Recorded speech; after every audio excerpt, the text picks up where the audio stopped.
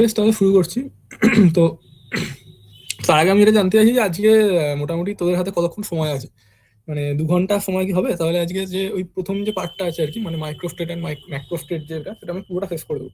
না হলে মানে এই ক্লাসটা তাহলে আমাকে দুটো ভাগে নিতে হবে, এই জন্য জিজ্ঞাসা করছি, মানে একটু টাইম লাগবে আর কি। হ্যাঁ, সময় আছে। আচ্ছা, তাহলে আজকে আমি যদি অসুবিধা না থাকে তাহলে পুরো পার্টটা আমি শেষ করে দেবো। মানে এটা আসলে দুটো লেকচার, লেকচার 1 and 2। তো বেশ, তো তার আগে যেটা আমি বলবো যে স্ট্যাটিস্টিক্যাল মেকানিক্সের জন্য তোরা তোরা মানে তোদের কলেজে নিশ্চয়ই পড়িয়েছে এতদিনে, তো তোরা কি কি বই ফলো করতে বলেছে?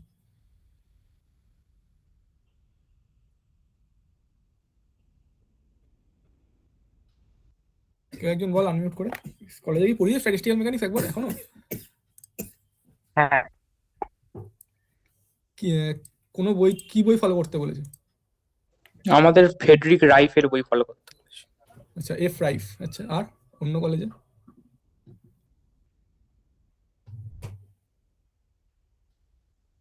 আমাদের এমনি গ্রামাঞ্চল রয়েছে। কি বুঝতে পারলাম না, একবার বল। গার্ড বাঞ্চল আমাদের। আচ্ছা, গার্গ বানসাল ঘোষ। আচ্ছা, আর অন্য কলেজে অন্য মানে এই দুটোই, আর কোনো বই পাথরিয়া বা আহ, ওই এবি গুপ্তা আর ওই গার্গ বানসাল ঘোষ এই দুটো বলেছে। আচ্ছা আচ্ছা আচ্ছা, বেশ বেশ। মানে পাথরিয়া বা তোর রাইফ তো শুনলাম একজন বলে, একটা কলেজে বলেছে। আর কি বলে একটা, কার্সন হুয়াং, এসব কিছু বই বলেনি? বা নিদেন পক্ষে উপেন্দ্রনাথ নন্দীর বইটা বলেনি?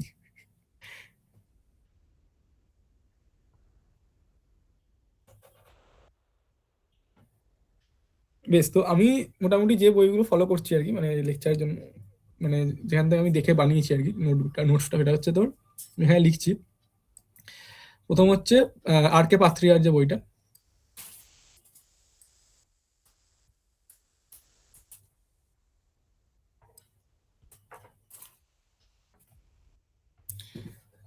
দু নম্বর হচ্ছে কার্সন হুয়াং। কার্সন হুয়াং এ দেখবি একটা ইন্ডিয়ান ইয়ে বেরিয়েছে আর কি, মানে ইন্ডিয়ান এডিশন একটা বেরিয়েছে। তো কার্শন আমাদের পড়তে বলেছিল। আচ্ছা, এটা কোন কলেজে? শ্রীরামপুর। আচ্ছা আচ্ছা, বেশ। Kerson Huang, R K Pathria. আর হচ্ছে তোর আর একটা বই আছে, সেটা হচ্ছে আইসনার, মেলভিন আইসনার, আর B K Agarwal, Eisner and Agarwal.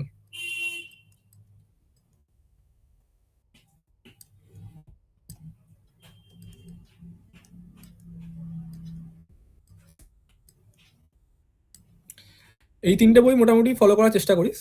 মানে ফলো করা বলতে অন্তত যদি ফিজিক্স জানতে চাস, আমি বলবো যে এই কয়েকটা বইয়ের প্রথম কয়েকটা পাতা আর কি, প্রথম কয়েকটা পাতা মানে এই স্ট্যাটিস্টিক্যাল মেকানিক্স যে চ্যাপ্টার গুলো আছে, সেই চ্যাপ্টারের প্রথম দিকে কিছু পাতা অন্তত একটু দেখে রাখিস, মানে ফিজিক্সটা বোঝার জন্য। আর অঙ্ক, হ্যাঁ, আর অঙ্ক ফঙ্ক যে তোদের পরীক্ষা যেগুলো আসে আর কি, পরীক্ষা মানে ভালো নম্বর পাওয়ার জন্য, তার জন্য তো তোদের কলেজে বই বলেইছে যে গার্গ ভানসাল ঘোষ তো ভালো বই, এবি গুপ্তার বইটাও ভালো। আর আরেকটা বই আছে দেখবি, উপেন্দ্রনাথ নন্দীর। আচ্ছা, আর একটা বই আমি বলি, যেটা হচ্ছে যে মানে যদি কারোর আরো বেশি জানার ইচ্ছা থাকে আর কি, মানে জানি না কত দূর অব্দি থাকবে, তো যদি কারোর জানার থাকে আর কি আরো বেশি, সেটা হচ্ছে এম কার্ডার। এম কার্ডারের একটা বই আছে, statistical physics, statistical mechanics of particles, statistical physics of particles. এটা তোরা সার্চ করে দেখতে পারিস, এটাও খুব ভালো বই। মানে এটা একটুখানি একটু হাই স্ট্যান্ডার্ড, মানে আমি বলবো প্রথমবার পড়ার পক্ষে এটা উপযুক্ত নয়, এটা একবার একটা কোর্স করার পরে তারপর পড়লে হয়তো বুঝতে সুবিধা হবে, বা যদি কেউ কারোর বেশি জানার ইচ্ছা থাকে বেশি, সে পড়তে পারে। তো এইগুলো হচ্ছে তোর মোটামুটি ফিজিক্স ওরিয়েন্টেড বই, যেগুলো পড়লে তুই ফিজিক্সটা বুঝতে পারবি। আর যেগুলো পরীক্ষার জন্য যেগুলো কাজে লাগবে, সেই বই হচ্ছে তোর, তো বললাম যে কলেজে বলেছে এবি গুপ্তা, আর তোর গর্গ বনসাল ঘোষ। আর একটা বই হচ্ছে উপেন্দ্রনাথ নন্দী। আমি এরকম ইউএন নন্দী, এই বইটা কিন্তু খুব মানে এক্সাম ফ্রেন্ডলি বই। এটা কি তোরা কেউ কোনো কলেজে কি রেফার করেছে, বা কেউ নাম শুনেছিস এই বইটার? স্কটিশ চার্চ কলেজের প্রফেসর ইউএন নন্দী, তার লেখা বই।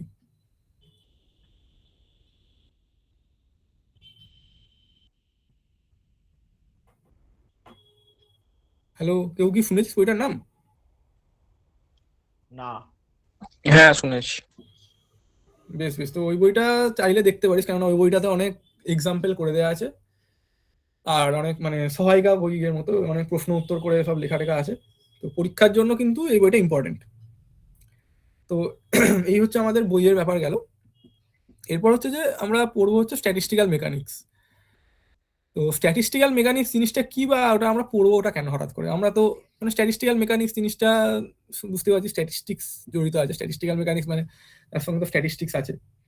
এবার আমরা তো ধর কি আমরা থার্মোডাইনামিক্স জানি, আমরা যে কাইনেটিক থিওরি অফ গ্যাস ওটাও জানি, তাই তো? তোরা আমরা পড়েছি তো, থার্মোডাইনামিক্স পড়েছিস তো তোরা আগে?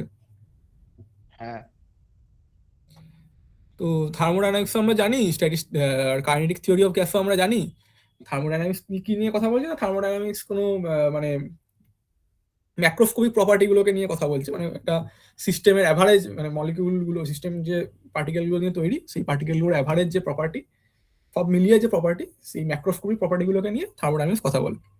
আর কাইনেটিক থিওরি অফ গ্যাস কি করে না, ও মাইক্রোস্কোপিক যে প্রপার্টি, যেমন ভেলোসিটি বা প্রেসারের অরিজিন, ওইসব নিয়ে তো এই কাইনেটিক থিওরি অফ গ্যাস এগুলো কথা বলছে, মানে এগুলো সাধারণত আলোচনা করে।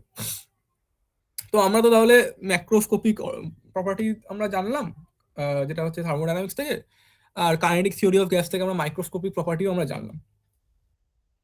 তাহলে আমাদের হঠাৎ করে এই মানে এটা স্ট্যাটিস্টিক্যাল মেকানিক্স জিনিসটা দরকার পড়লো কেন? তো তার কারণটা এরকম যে প্রথম কথা হচ্ছে যে যে থার্মোডাইনামিক্স, তো বুঝতেই পারছি ওটা ম্যাক্রোস্কোপিক প্রপার্টিগুলোকে নিয়ে আলোচনা করে। তো সেটা ম্যাক্রোস্কোপিক প্রপার্টিগুলো কেন তৈরি হচ্ছে, মানে যেটা মাইক্রোস্কোপিক অরিজিন কি, কেন তৈরি হচ্ছে, সেটা ও ব্যাখ্যা করতে পারে না। এটা হচ্ছে প্রথম কথা। তো সেই কারণে আমরা বলতে পারি যে ওখানে ওই জিনিসটা খানিকটা দূর করতে পারে হচ্ছে আমাদের কাইনেটিক থিওরি অফ গ্যাস, যেখানে আমরা কিছু আইডিয়াল গ্যাসের কিছু অ্যাজাম্পশন ধরে নিই, দিয়ে বলি যে ওটা এই মানে বিভিন্ন যে ডিস্ট্রিবিউশন গুলো আমরা মানে ম্যাক্সওয়েল বোলজম্যান ডিস্ট্রিবিউশন সাধারণত ক্লাসিক্যাল আইডিয়াল গ্যাসের ক্ষেত্রে, তো সেটা আমরা ডিরাইভ করি। তো সেখানে আমরা কিছু মাইক্রোস্কোপিক প্রপার্টি আমরা নিয়ে আলোচনা করি, যেমন ধর প্রেসার কি করে, কোন একটা গ্যাসের ক্ষেত্রে প্রেসার কি করে সৃষ্টি হয়, সেটা আমরা কাইনেটিক থিওরি অফ গ্যাস দিয়ে ব্যাখ্যা করতে পারি। কিন্তু ব্যাপারটা হলো যে কি, ওটা তো কাইনেটিক থিওরি অফ গ্যাসটা ওটা তো শুধুমাত্র গ্যাসের জন্য কাজে লাগছে, তাই না? ওটা শুধুমাত্র আইডিয়াল গ্যাসের জন্য কাজে লাগছে। এবং তাছাড়া ও একদম যে মানে যে ওই যে অ্যাসাম্পশন গুলো ধরে নিচ্ছে, তো সেটা পুরোটাই হচ্ছে গ্যাসের জন্য, কাইনেটিক থিওরি অফ গ্যাস। কিন্তু আমরা যদি ওই একই জিনিসগুলোকে, ওই একই যে মাইক্রোস্কোপিক প্রপার্টি যেগুলো, সেগুলো যদি আমরা অন্য বিভিন্ন জিনিসের ক্ষেত্রে ব্যাখ্যা করতে, যেমন ধর সলিডের ক্ষেত্রে বা লিকুইডের ক্ষেত্রে, বা ধরা যাক যে কোনো কোয়ান্টাম সিস্টেমের ক্ষেত্রে, তো এটা কিন্তু আমরা ওই কাইনেটিক থিওরি অফ গ্যাস দিয়ে ব্যাখ্যা করতে পারবো না, কারণ কাইনেটিক থিওরি অফ গ্যাস পুরোটাই ওটা আইডিয়াল, মানে আইডিয়াল গ্যাস, এবং সেটা হচ্ছে ক্লাসিক্যাল কনসেপ্ট। তো তার জন্য আমরা কাইনেটিক থিওরি অফ গ্যাস কিন্তু ওই ওখানে ব্যবহার করতে পারবো না। আর দ্বিতীয় কথা হচ্ছে যে, দ্বিতীয় কথা তারপরে আর একটা কথা, সেটা হচ্ছে যে যেটা আমাদের যে আমরা যে সিস্টেমগুলো নিয়ে কথা বলি, যেটা হচ্ছে ধর যদি আমি আইডিয়াল গ্যাসই ধরি আর কি, তো ওই আইডিয়াল গ্যাসটার ক্ষেত্রে কি হয়, আইডিয়াল গ্যাসের ক্ষেত্রে আমাদের যে মানে নাম্বার অফ মলিকিউল, সেটা কোন অর্ডারে হয়, কেউ একজন বল আনমিউট করে।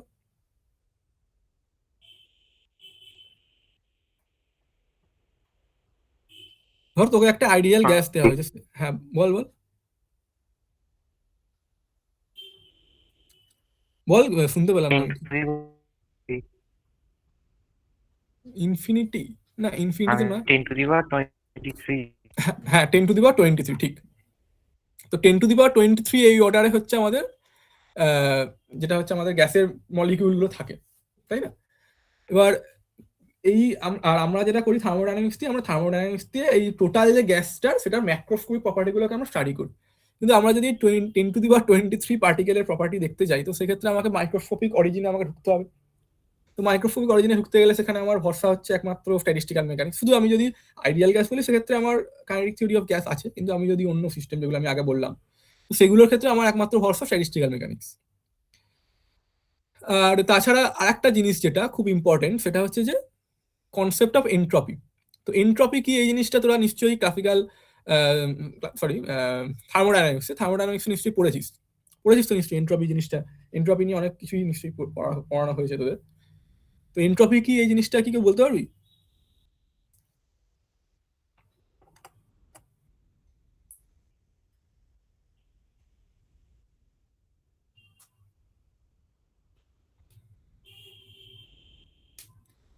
হ্যালো, কেউ বল একটু আনমিউট করে, যা যা মানে যা বুঝেছি সেটাই বল।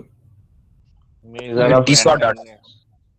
মেজার অফ ডিসঅর্ডার, ঠিক, মানে কোনো একটা সিস্টেম কতটা, মানে কত গ্যাসের মলিকিউলগুলো কতটা ছটফট করছে, সেটা সেটা যেটা দিয়ে পরিমাপ করা হয় সেটাই হচ্ছে আমার এনট্রপি, তাই তো, গ্যাসের বা যে কোনো সলিডের বা লিকুইডের। তো মেজার অফ ডিসঅর্ডার, রাইট। তো এটাকে এই যে অ্যারো অফ টাইমও কিছু বলে। কি বলি আর বলবো, অ্যারো অফ টাইম মতো এমন কিছু বলে। অ্যারো অফ টাইম, আচ্ছা জানি না, এটা আমি শুনিনি কখনো। যাই হোক, ওটা কেন বলে, মানে বলতে পারবি কেন অ্যারো অফ টাইম? মানে টাইমের সঙ্গে সঙ্গে তো যে কোনো সিস্টেমেরই এন্ট্রপি নয় ফিক্স থাকে নয় বেড়ে যায়, তো ওটা টাইমের সঙ্গে রিলেটেড। আচ্ছা, বেশ বেশ, আসলে ব্যাপারটা হচ্ছে যে ধর কোনো একটা স্পন্টেনিয়াস সিস্টেম যদি, স্পন্টেনিয়াস প্রসেস যদি হয়, মানে যেটা স্পন্টেনিয়াসলি, মানে তুই বাইরে থেকে কোনো রকম কোনো মানে কি বলবো, কোনো রকম কোনো অনুঘটক ছাড়াই যে প্রসেসটা তৈরি মানে চলতে থাকে আর কি, স্পন্টেনিয়াস প্রসেস।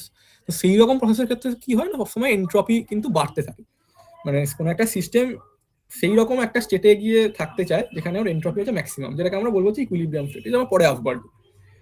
তো এই এনট্রপি জিনিসটা, এটা কিন্তু খুব ইম্পর্টেন্ট, এবং এই এনট্রপি জিনিসটা সেটা হচ্ছে একটা ম্যাক্রোস্কোপিক প্রপার্টি, এবং সেই ম্যাক্রোস্কোপিক প্রপার্টিটাকে, যে মাইক্রোস্কোপিক প্রপার্টিটা কানেক্ট করে, সেটাকে আমরা বলবো হচ্ছে মাইক্রোস্টেট। এবং সেই মাইক্রোস্টেট জিনিসটা আমরা ওই স্ট্যাটিস্টিক্যাল মেকানিক্স থেকেই আমরা কিন্তু বা নাম্বার অফ মাইক্রোস্টেট, মাইক্রোস্টেট নয় অ্যাকচুয়ালি, নাম্বার অফ মাইক্রোস্টেট, যেটাকে আমরা ওমেগা দিয়ে ডিনোট করবো, সেটা পরে আসবো। তো সেই যে মাইক্রোস্টেট জিনিসটা কি, সেটা কিন্তু আমরা ওই স্ট্যাটিস্টিক্যাল মেকানিক্স থেকে কিন্তু তার কনসেপ্ট দেখতে পাবো। আর তাছাড়া যেটা বললাম যে স্পন্টেনিয়াস প্রসেস বা ইত্যাদি জিনিসপত্র, এইগুলো হচ্ছে আমাদের যে স্ট্যাটিস্টিক্যাল মেকানিক্স পড়ার যে আমাদের একটা কি বলবো, একটা যে মোটিভেশন বলতে পারিস, যেন আমরা স্ট্যাটিস্টিক্যাল মেকানিক্স পড়বো হঠাৎ করে। আর আরেকটা ব্যাপার হচ্ছে যে কাইনেটিক থিওরি অফ গ্যাস, এটাও তো আমাদের ওই মাইক্রোস্কোপিক প্রপার্টিগুলোকে ম্যাক্রোস্কোপিক প্রপার্টির সঙ্গে কানেক্ট করে। কিন্তু ওখানে যেটা হচ্ছে যে ওরা ওই রকম যে বিভিন্ন অ্যাজাম্পশনগুলো ধরে নেয়, যেটা হচ্ছে আইডিয়াল গ্যাসের ক্ষেত্রে একমাত্র প্রযোজ্য। কিন্তু স্ট্যাটিস্টিক্যাল মেকানিক্সটা কি, স্ট্যাটিস্টিক্যাল মেকানিক্সটা হচ্ছে একটা জেনারেল ওয়ে, যেটা কি করে না, যেটা মানে কিছু অ্যাজাম্পশন তো অবশ্যই ধরতে হবে, কোনো একটা থিওরি তৈরি করতে গেলে তো তার কিছু অ্যাজাম্পশন থাকবেই, কিন্তু সেই অ্যাজাম্পশনটা কি হবে, সেটা কিন্তু এই কাইনেটিক থিওরি অফ গ্যাসের থেকে অনেকটা জেনারেল। এবং ওখানে কি কাজে লাগে, theory of probability, probability theory কাজে লাগে, এটা হচ্ছে ম্যাথামেটিক্যালি কিছুটা সিম্পলার অ্যাজ কম্পেয়ার টু আমাদের যে কাইনেটিক থিওরি অফ গ্যাস। তো সেটা থেকে বুঝতে পারছি, সেটা থেকেই যে আমাদের স্ট্যাটিস্টিক্যাল মেকানিক্স পড়তে গেলে কিন্তু প্রবাবিলিটির অনেকটা জিনিস আমার কিন্তু লাগবে। তো প্রবাবিলিটি তোরা নিশ্চয়ই আগে কখনো পড়েছিস, তাই তো? প্রবাবিলিটি ডিস্ট্রিবিউশন বিভিন্ন, যেমন হচ্ছে তোর এই বাইনোমিয়াল ডিস্ট্রিবিউশন, পয়জন ডিস্ট্রিবিউশন, তারপরে গসিয়ান ডিস্ট্রিবিউশন বা নর্মাল ডিস্ট্রিবিউশন, এগুলো পড়েছিস তো নিশ্চয়ই, বা এক্সপোনেনশিয়াল ডিস্ট্রিবিউশন, ইউনিফর্ম ডিস্ট্রিবিউশন পড়েছিস তো? হ্যাঁ, বেশ। তো তাহলে এই যে প্রবাবিলিটি জিনিসটা আমাদের কিন্তু স্ট্যাটিস্টিক্যাল মেকানিক্সে খুব কাজে লাগবে। তো অ্যাকচুয়ালি স্ট্যাটিস্টিক্যাল মেকানিক্স কি, সেটা যদি তোকে কেউ জানতে চায়, তাহলে সেটা তুই এরকম ভাবে বলতে পারিস যে স্ট্যাটিস্টিক্যাল মেকানিক্স হচ্ছে a probabilistic approach to equilibrium macroscopic properties of large number of degrees of freedom।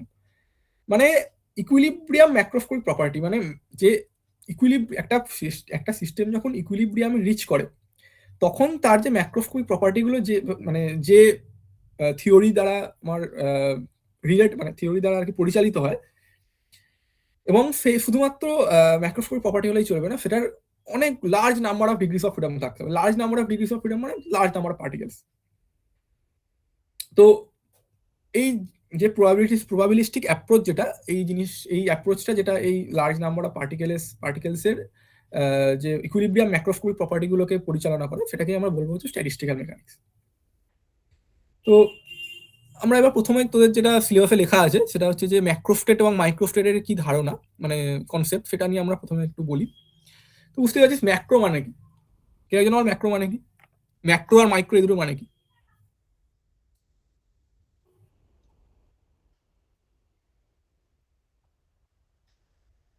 Macro মানে বড়, মাইক্রো মানে ছোট।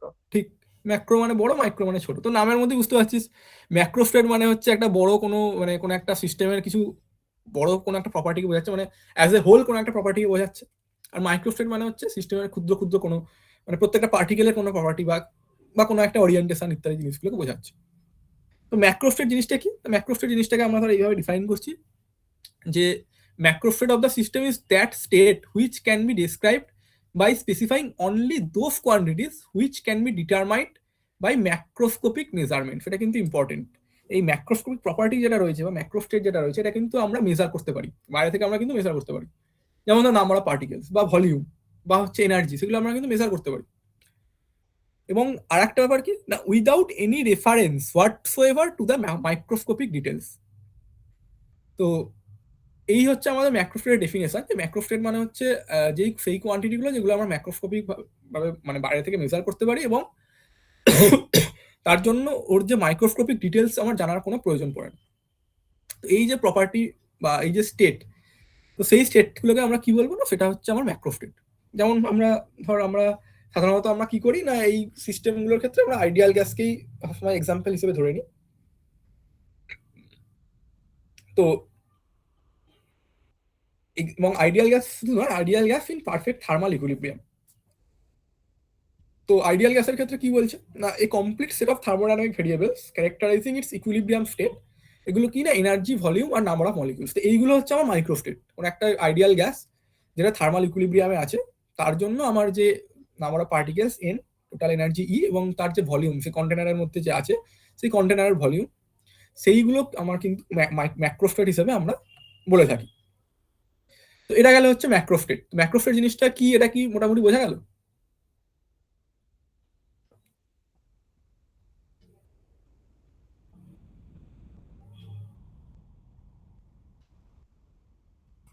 হ্যাঁ। হ্যাঁ। বেশ, তো এবার ম্যাক্রোস্টেট তো হলো। এবার যেটা দরকার আমার স্ট্যাটিস্টিক্যাল মেকানিক্সে যেটা ইম্পর্টেন্ট, সেটা হচ্ছে মাইক্রোস্টেট। তো মাইক্রোস্টেটটা কি? তো একই রকম ভাবে আমরা ওই আইডিয়াল গ্যাসের এক্সাম্পলটাকেই ধরবো। তো সেই আইডিয়াল গ্যাস যদি আমি ধরি, তাহলে সেই আইডিয়াল গ্যাসের মলিকিউলার লেভেলে there will exist a large number of different ways in which the macrostate of a given system can be realized. মানে each of these different ways specifies a microstate or complexion of the given system. মানে ধরা যাক তোর কাছে এরকম, এটা আমরা একটা পরে একটা উদাহরণ দিয়ে দেখবো আর কি। আপাতত এইটুকু শুনে রাখ যে এই যে নাম্বার অফ পার্টিকেলস, ভলিউম এবং এনার্জি, এটা হচ্ছে আমার টোটাল সিস্টেমটার একটা প্রপার্টি। তো ধরা যাক আমার কাছে ধর একটা সিস্টেম আছে, বা ধরা যাক আমি বলছি ধর আমার কাছে 5টা বালতি আছে, আর 5টা বালতি মানে 5টা বালতিকে তো ধরে 5টা এনার্জি স্টেট। ধর একটা হচ্ছে 0 এপসাইলন, 2 এপসাইলন, 3 এপসাইলন, 4 এপসাইলন। তো এটা হচ্ছে আমার 5টা বালতি, 5টা এনার্জি স্টেট। সেখানে আমার ধর আমার কাছে 5টা বল আছে। আমাকে ধর টোটাল এনার্জি আমাকে করতে হবে, টোটাল যে সিস্টেমটা, টোটাল যে 5টা বালতি, সেই 5টা বালতির এনার্জি হচ্ছে 10 এপসাইলন। এটা আমি জানি, ঠিক আছে? তো এবার এই 10 এপসাইলন যে টোটাল এনার্জি, সেই এনার্জিটাকে অ্যাচিভ করার জন্য আমাকে ওই বলগুলোকে তাহলে সেই রকম ভাবে বালতিগুলোতে ফেলতে হবে যাতে টোটাল এনার্জিটা আমার, মানে টোটাল সবকটা বালতির যে এনার্জি সেগুলো যোগ করে আমার 10 এপসাইলন। তো এই যে আমরা বলগুলোকে ওই বালতির মধ্যে রাখবো, তো এই যে অ্যারেঞ্জমেন্ট যেটা, সেটা তো বিভিন্ন রকম অ্যারেঞ্জমেন্ট হতে পারে, তাই না? 0 epsilon, 4 epsilon, 0 epsilon, 2 epsilon, 3 epsilon, 4 epsilon. তো আমি এরকম করতে পারি, আমি দুটো বল 4 এপসাইলনে রাখলাম, একটা বল 2 এপসাইলনে রাখলাম, তাহলে আমার 10 এপসাইলন হয়ে গেল। বা আমরা এরকম করতে পারি যে আমরা ধর এপসাইলন মানে 1 2 3 4, 1 2 3 4 মানে 4 আর 2 6 আর 3 9 আর 10। তাহলে প্রত্যেকটা এপসাইলন, 2 এপসাইলন, 3 এপসাইলন, 4 এপসাইলন, এই যে বালতি বা এনার্জি স্টেট, সেইগুলোতে আমরা একটা করে বল রাখতে পারলাম, প্রত্যেক কারোতে একটা করে বল রাখলাম। তাহলে সেটাও একটা আমার টোটাল এনার্জি আমার 10 এপসাইলন দিল। তাহলে এই যে আমার নাম্বার অফ অ্যারেঞ্জমেন্ট, এই যে আমরা বিভিন্নভাবে বালতিগুলোতে বল রাখতে পারছি, যার ফলে আমার টোটাল এনার্জি আমার 10 এপসাইলন হচ্ছে। তো এই যে বিভিন্ন নাম্বার অফ অ্যারেঞ্জমেন্ট, বিভিন্নভাবে যে আমরা অ্যারেঞ্জ করতে পারছি, তো এই যে জিনিসটাকে, এই যে স্টেটগুলো, এই যে অ্যারেঞ্জমেন্টগুলো, সেইগুলোকে আমরা বলবো হচ্ছে মাইক্রোস্টেট। আমরা সাধারণত এটা এনার্জি দিয়ে বলে থাকি, কেননা এনার্জি দিয়ে বলাটা একটু সুবিধাজনক। তো এটা হচ্ছে আমার যে মাইক্রোস্টেটের একটা, মানে আমি যেটুকু বুঝেছি সেটুকু বলার চেষ্টা করলাম। এটা কি বোঝা গেল?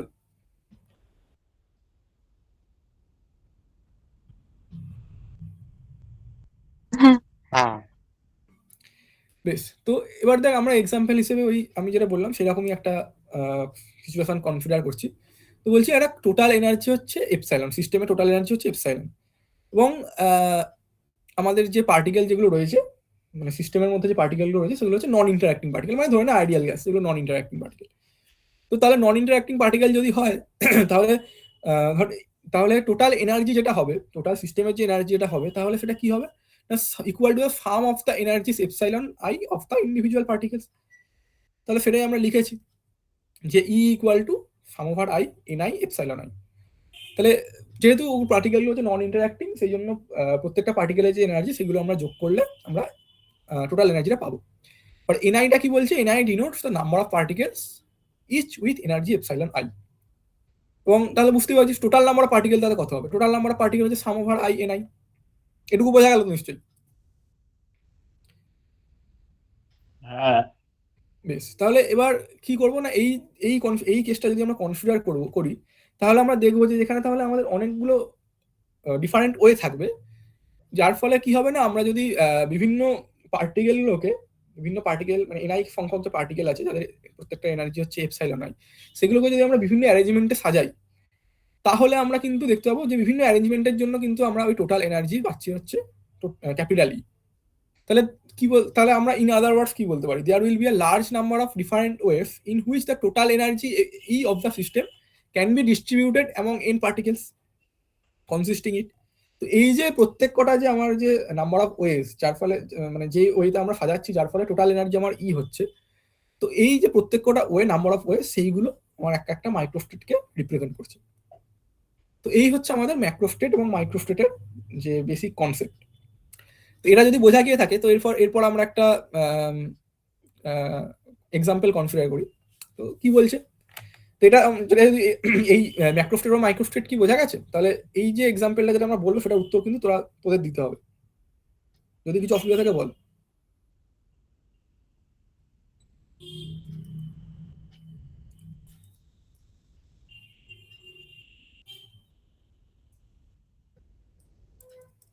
বুঝেছি। বেশ, তাহলে যদি বোঝা গিয়ে থাকে, তাহলে এই যে প্রবলেম যেটা দেখা যাচ্ছে সেটার উত্তরটা কিন্তু তোদের কাউকে বলতে হবে, কি করে হবে আর কি, মানে অন্তত উত্তর না হলে অ্যাপ্রোচটা অন্তত মানে বলতে হবে। তো কি বলছে, বলছে যে 3 distinguishable particles A, B and C are distributed over 2 compartments 1 and 2। তাহলে তিনখানা আমার বল আছে, ডিস্টিংগুইশেবল বল, মানে একটা তো লাল নীল আর হলুদ বল আছে ABC যেটা, তো সেটাকে আমাকে দুটো বালতিতে রাখতে হবে, 2 compartments 1 and 2। তাহলে এখানে find the different macrostates and microstates corresponding to this distributions. তাহলে আমাকে কি বার করতে হবে, তাহলে কটা ম্যাক্রোস্টেট থাকবে আর কটা মাইক্রোস্টেট থাকবে এটা আমাকে বার করতে হবে। তো এবার তোরা বল কি করে আমরা এটা প্রবলেমটা কি করে অ্যাপ্রোচ করব।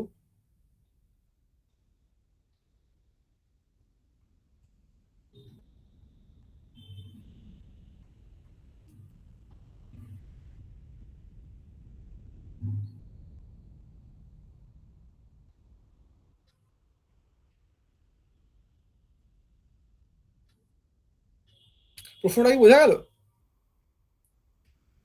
তিনটে পার্টিকেল আছে, ডিস্টিংগুইশেবল পার্টিকেল, মানে ধরে নে তিনটে বল, তিনটে আলাদা আলাদা রঙের বল, একটা লাল, একটা নীল, একটা হলুদ, এবং ডিস্ট্রিবিউটেড ওভার 2 compartments 1 and 2, মানে 1 নম্বর আর 2 নম্বর বালতি, সেগুলো হচ্ছে ডিস্টিংগুইশেবল।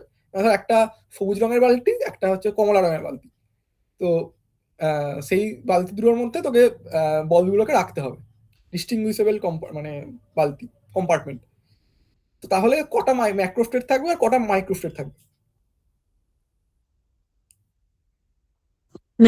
ম্যাক্রোস্টেট মানে কি এক একটা কম্পার্টমেন্টে কতগুলো করে বল থাকবে সেটা দেখতে হবে। হ্যাঁ, মানে এক একটা কম্পার্টমেন্টে কতগুলো করে বল থাকবে।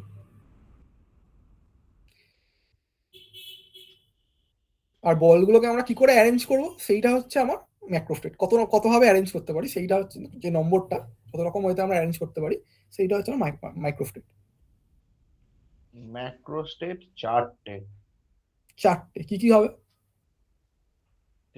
ধরো আমি একটাতে 3টে রাখলাম, একটাতে একটাও রাখলাম না, প্রথমটাতে একটা রাখলাম, তারপরে দুটো রাখলাম, তারপরে দুটো রাখলাম, একটা রাখলাম, প্রথমটাতে একটা রাখলাম, আর 3টে রাখলাম একটার ভেতরেই। ঠিক, 4টে ম্যাক্রোস্টেট, ঠিক। এবার মাইক্রোস্টেট গুলো কিরকম হবে, ধর তুই প্রথমে যেটা রাখলি, যেটা হচ্ছে প্রথমটায় তুই 3টে রাখলি আর দ্বিতীয়টা একটাও রাখলি না, তাহলে সেটার জন্য মাইক্রোস্টেট কটা হবে?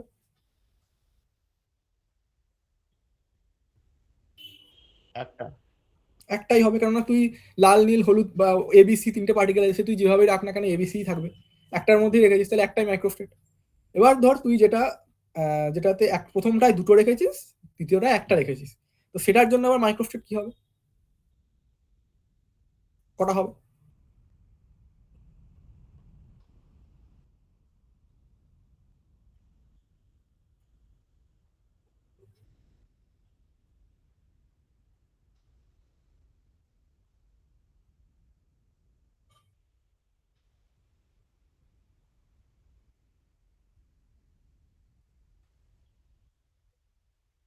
তিনটে। কি কি হবে?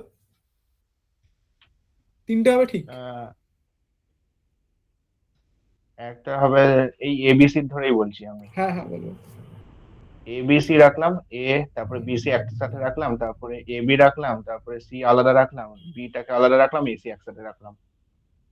মানে একটা হতে পারে তুই দুটো রেখেছিস, মানে একটা A B C, A B একটাতে, সি আলাদা, একটা হ্যাঁ বিসি একটা, সি এ আলাদা, আর একটা সি এ একটা, বি আলাদা, তাই তো? তো হ্যাঁ এটাই হবে হ্যাঁ হ্যাঁ। এক দুই, যেটা মানে তুই প্রথমটা একটা রাখলি, দ্বিতীয়টায় দুটো রাখলি, সেটার ক্ষেত্রে ওই একই রকম অ্যারেঞ্জমেন্ট, তাহলে ওখানেও তিনখানা মাইক্রোস্টেট। আর লাস্ট যেটা মানে যেটাতে তুই প্রথমটা একটাও কিছু রাখলি না, দ্বিতীয়টায় তিনখানা রাখলি, তো সেখানে একটাই মাইক্রোস্টেট, তাহলে টোটাল কটা মাইক্রোস্টেট হলো? সব কটা মিলিয়ে কটা মাইক্রোস্টেট হলো? প্রথমটা একটা, দ্বিতীয় আর তৃতীয়টায় দুটো, আর শেষেরটা একটা। দ্বিতীয় আর তৃতীয়টা তিনটে, শেষেরটা একটা। 8টা। 3 আর 3 6 আর 2 8, ঠিক 8টা মাইক্রোস্টেট। তাহলে 4টে ম্যাক্রোস্টেট আর 8টা মাইক্রোস্টেট। তাহলে এটা কি এই প্রবলেমটা বোঝা গেল?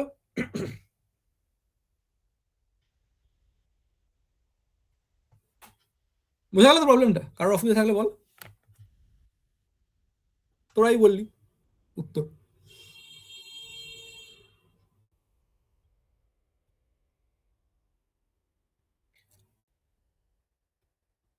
অসুবিধা আছে কি কারোর? আচ্ছা, মাইক্রোস্টেটটা কিভাবে হচ্ছে আরেকবার বলবে? আচ্ছা, মাইক্রোস্টেটটা কিভাবে হচ্ছে না, মাইক্রোস্টেটটা হচ্ছে আমরা কি করে ওই যে কম্পার্টমেন্ট গুলো রয়েছে, সেই কম্পার্টমেন্ট গুলোর মধ্যে কি করে আমরা ওই যে এবিসি তিনখানা পার্টিকেল সেগুলো কি করে অ্যারেঞ্জ করতে পারি।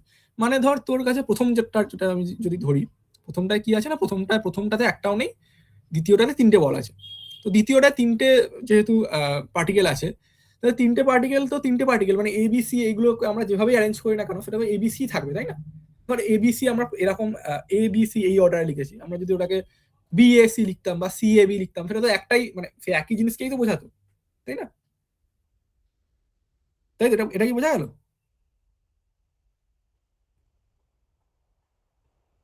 মানে এটা কি কম্বিনেশনটা বোঝাচ্ছে, মানে কত রকম কম্বিনেশনে রাখতে পারি? কম্বিনেশন, রাইট রাইট, কম্বিনেশন, কতগুলো কম্বিনেশন, মানে কতগুলো নাম্বার অফ ওয়েজে আমরা ওটাকে অ্যারেঞ্জ মানে সাজাতে পারি, কম্বিনেশন, ঠিক। তো প্রথমটার ক্ষেত্রে যেটা দেখতে পাচ্ছি, প্রথমটার একটাই কম্বিনেশন, তাহলে সেই জন্য একটাই মাইক্রোস্টেট। দ্বিতীয়টার ক্ষেত্রে কি না, দ্বিতীয়টার ক্ষেত্রে ফার্স্ট কম্পার্টমেন্টে একটা পার্টিকেল, সেকেন্ড কম্পার্টমেন্টে দুটো পার্টিকেল। তো ফার্স্ট কম্পার্টমেন্টে একটা পার্টিকেল, সেকেন্ড কম্পার্টমেন্টে দুটো পার্টিকেল, সেখানে আমরা কিভাবে রাখতে পারি না, প্রথমটাতে আমরা এ কে রাখতে পারি, দ্বিতীয়টায় বিসি রাখতে পারি। আবার আমরা চেঞ্জ করতে পারি, এটা হচ্ছে প্রথমটা বি রাখলাম, দ্বিতীয়টা এসি রাখলাম। আর আবার আরেকটা চেঞ্জ করতে পারি, কি প্রথমটায় সি রাখলাম, দ্বিতীয়টা এবি রাখলাম, তাহলে আমার তিনখানা ওয়ে হলো, তিনখানা নাম্বার অফ ওয়েজ যেটাতে আমরা পার্টিকেলকে অ্যারেঞ্জ করতে পারলাম। তো তাহলে আমার মাইক্রোস্টেট হলো তিনখানা। বোঝা গেল? হ্যাঁ। বেশ। তো এরপর একই প্রবলেম আমরা যদি এরকম করি, যে আমার কাছে এখানে ধর এ বি সি তিনখানা পার্টিকেল ছিল, তিনটে হচ্ছে ডিস্টিংগুইশেবল পার্টিকেল। এবার আমার কাছে ধর ধর তিনখানাই লাল বল আছে বা তিনখানাই হলুদ বল আছে, তো সেই তিনখানা হলুদ বলকে আমাকে ওরকম ভাবে সাজাতে হবে, যেটা আমি আগের প্রবলেমে বললাম। ওই দুটো কম্পার্টমেন্ট আছে, দুটো কম্পার্টমেন্টের মধ্যে তিনখানা হলুদ বলকে রাখতে হবে, মানে যেটা হচ্ছে ইনডিস্টিংগুইশেবল পার্টিকেল যেটা আমরা বলে থাকি।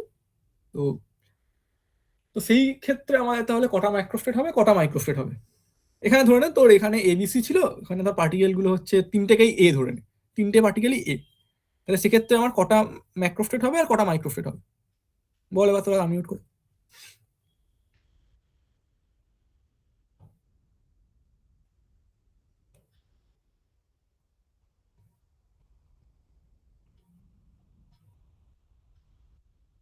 দুটোই চারটে চারটে।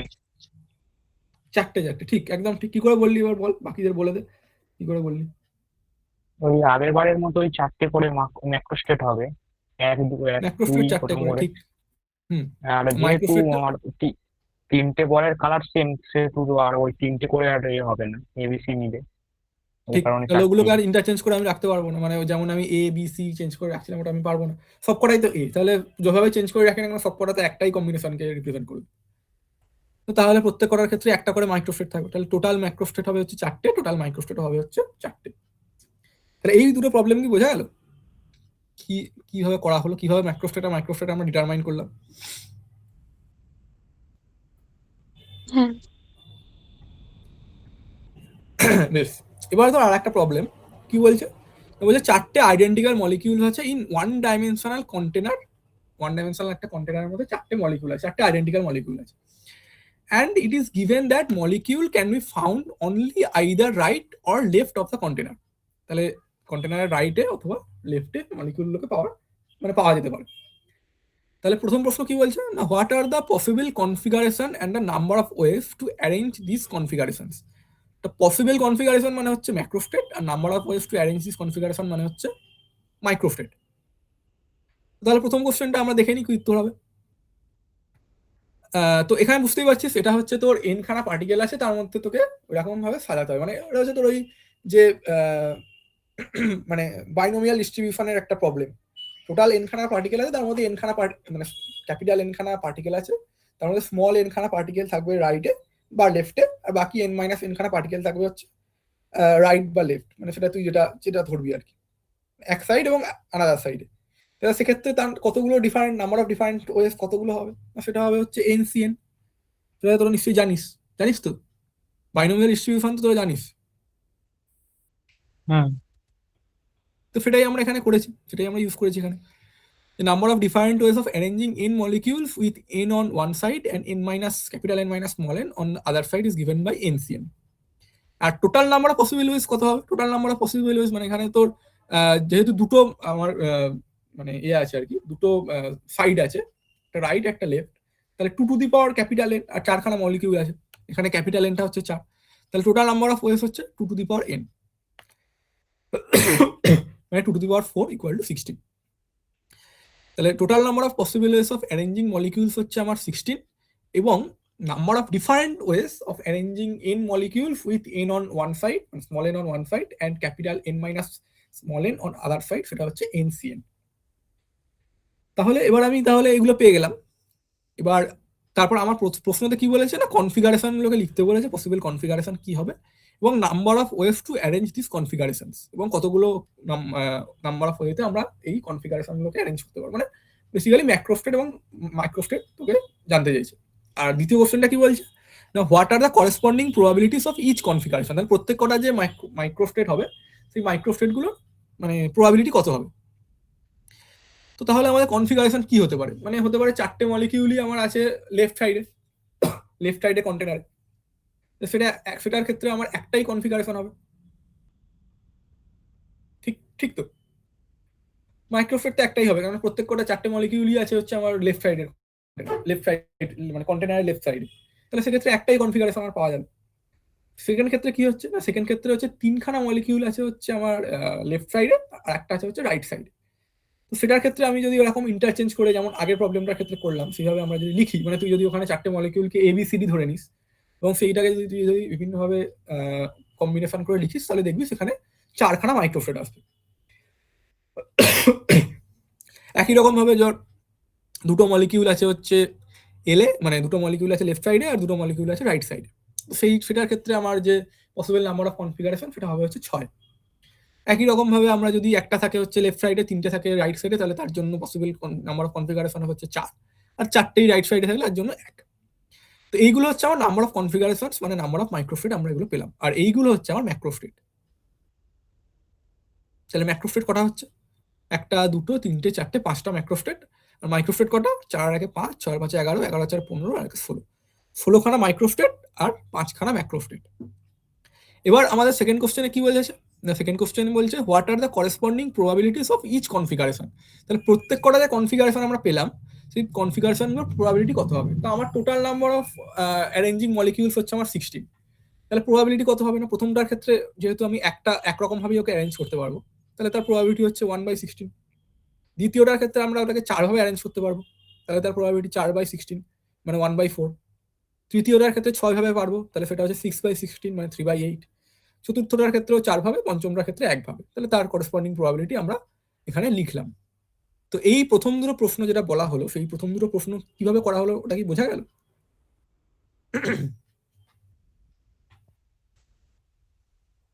হ্যাঁ। বেশ,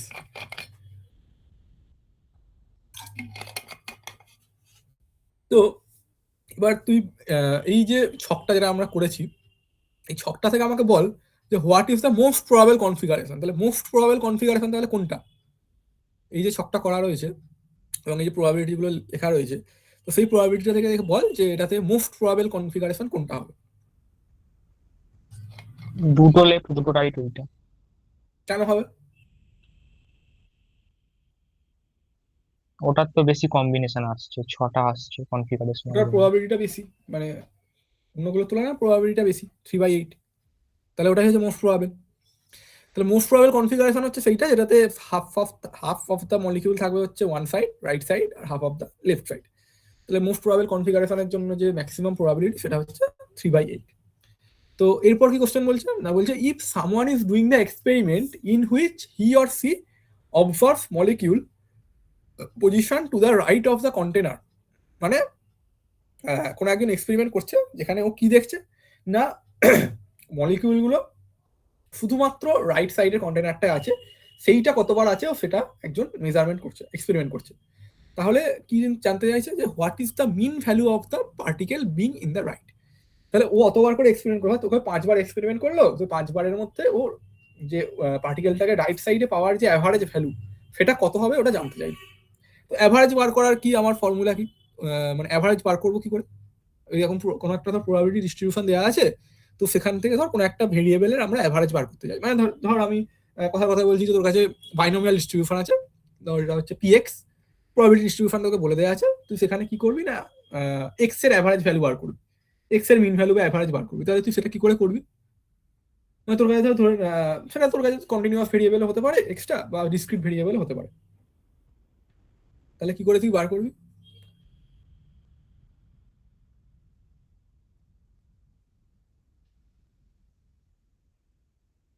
অ্যাভারেজ ভ্যালু কি করে বার করা যেতে পারে কোনো একটা ভেরিয়েবল, কন্টিনিউয়াস বা ডিসক্রিট, যদি তোর কাছে প্রবাবিলিটি ডিস্ট্রিবিউশন দেওয়া থাকে এবং সেটা যদি নর্মালাইজড প্রবাবিলিটি ডিস্ট্রিবিউশন, মানে সেটাকে প্রবাবিলিটিটা টোটাল প্রবাবিলিটি তুই যদি ইন্টিগ্রেট করিস বা সাম ওভার করিস, তাহলে সেটা করলে 1 আসবে। তো এত কিছু তোর দেওয়া আছে, তোকে বার করতে হবে জাস্ট ওই একটা ভেরিয়েবল এক্স, সেই এক্স ভেরিয়েবলের অ্যাভারেজ ভ্যালু। তো সেটা কি করে বার করবি?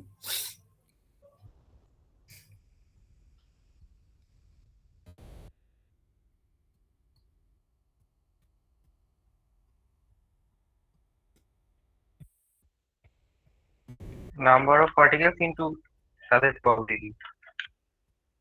নাম্বার অফ পার্টিকেলস ইনটু তাদের প্রবাবিলিটি না, মানে মানে তুই কি এরকম বলতে চাইছিস যে অ্যাভারেজ অফ এক্স যদি আমি বার করতে চাই, তাহলে সেটা হচ্ছে আমার এরকম sum over i pi x i এরকম।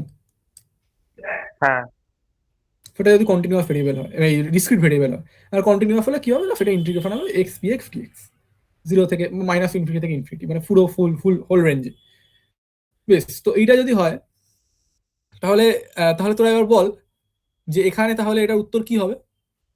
যে someone is doing the experiment in which he or she observes the molecule position to the right of the container, what is the mean value of the particle being in right। তো এই যে probability distribution তোকে দেয়া আছে বা এই যে combination গুলো তোকে দেয়া আছে, তো এখান থেকে দেখে তুই বল এটার উত্তরটা তাহলে কি হবে। তোরা কেউ মানে তোরা একটু খাতায় ক্যালকুলেট করে দেখ কত হয় উত্তরটা, দিয়ে আমাকে বল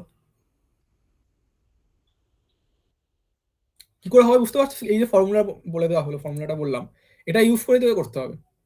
তোর কাছে প্রবাবিলিটি আছে, এইগুলো হচ্ছে তোর প্রবাবিলিটি। আর এক্সআই মানে কি? এক্সআই মানে হচ্ছে তুই কতবার ওই পার্টিকেল, মানে কতগুলো পার্টিকেলকে তুই রাইট সাইডে পাচ্ছিস, মানে নাম্বার অফ কনফিগারেশন যেটা, মানে সেটাতে তুই রাইট সাইডে পাওয়ার নাম্বার অফ কনফিগারেশন কতগুলো হচ্ছে সেইটা তোকে বার করতে হবে।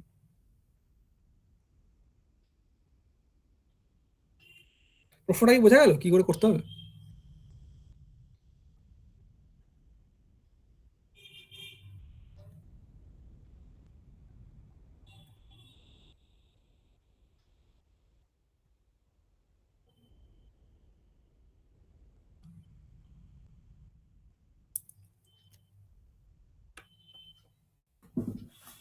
হ্যালো, প্রশ্নটা বোঝা গেল কি করে করতে হবে?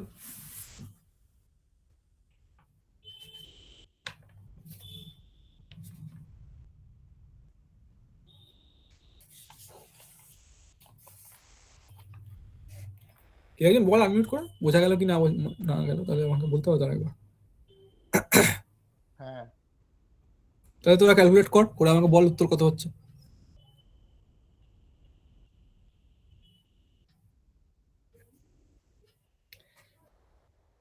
প্রবাবিলিটি তোর কাছে আছে, আচ্ছা প্রবাবিলিটি আমি যদি এখানে নিয়ে আসি, প্রবাবিলিটি তোর কাছে আছে। প্রথমটার ক্ষেত্রে যে প্রথমটার ক্ষেত্রে মানে কত হবে, প্রথমটার ক্ষেত্রে এক্সআই কত আর পিআই বাই কত, মানে পিআইটাই বা কত, এক্সআইটাই বা কত। পিআই মানে হচ্ছে প্রবাবিলিটি। জিরো হবে, কোনটা কি জিরো হবে? মানে প্রথমটা তো রাইট সাইডে নেই, তাই এটা রাইট কি সাইডে জিরো? নেই, তাহলে এক্সআইটা হচ্ছে জিরো, তাহলে জিরো ইন্টু প্রবাবিলিটি জিরো। প্রথমটা তাহলে তোকে জিরো দিল। দ্বিতীয়টার ক্ষেত্রে কত হবে? দ্বিতীয়টার ক্ষেত্রে প্রবাবিলিটি হচ্ছে 1/4, আর রাইট সাইডে একখানাই পার্টিকেল আছে, মানে 1r আর কি, মানে একটাই পার্টিকেল আছে, তাহলে 1r into 1/4 xi into PI. এটা হচ্ছে দ্বিতীয়টার ক্ষেত্রে তোকে দেবে।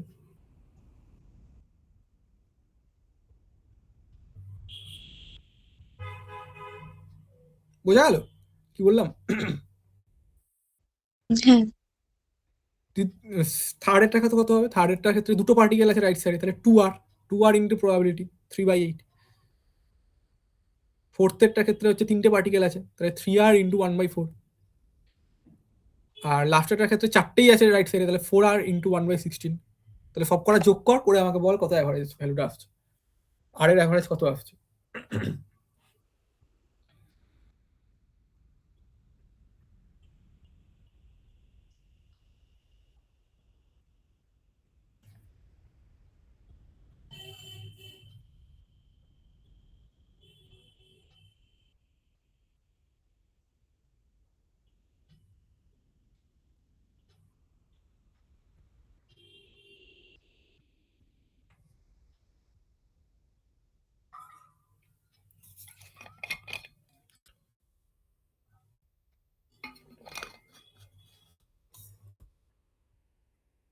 হয়েছে কারোর?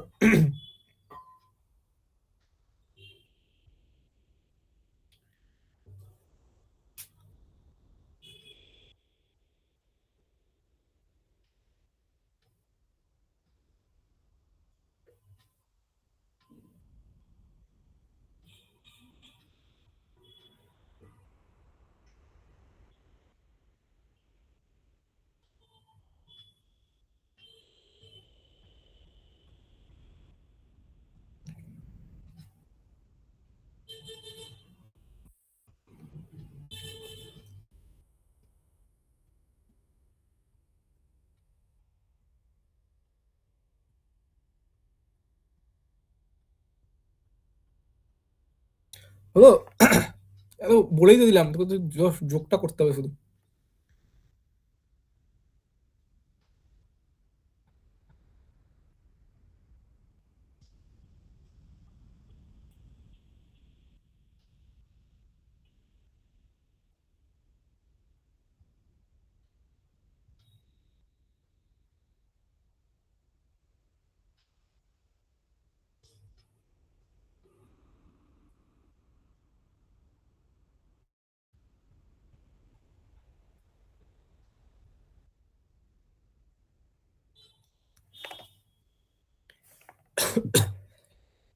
হলো কারোর?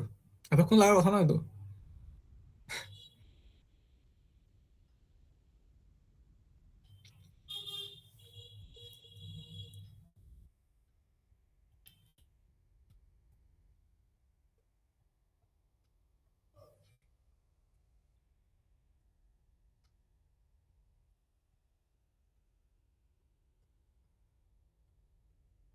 বেশ, যদি কারোর এখন না হয়ে থাকে আমি উত্তরটা বলে দিচ্ছি, কেন শুধু অনেকটা সময় চলে যাচ্ছে।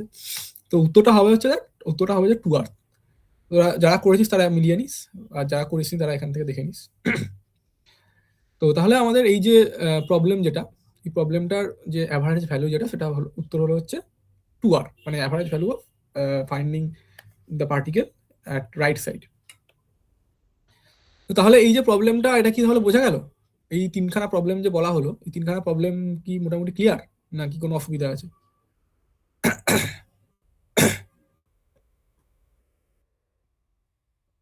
ঠিক আছে। মানে ক্যালকুলেটের সময় ওই আর গুলো রেখেই করবো?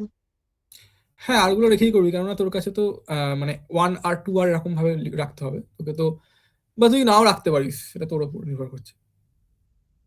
যেহেতু আর এর অ্যাভারেজ ভ্যালু বার করছিস সেই জন্য আমরা 8টা রেখেছি। বা তুই যদি ওটা সংখ্যায় বার করতে চাস, ওটা তার জন্য কিছু যায় আসে না, তুই এটা এমনি 2ও বার করতে পারিস, তুই 0 × 1/16, 1 × 4/16 ভাবে করতে পারিস, মানে উত্তর 2 হবে, এটাও হতে পারে, এরকম কোনো ব্যাপার না।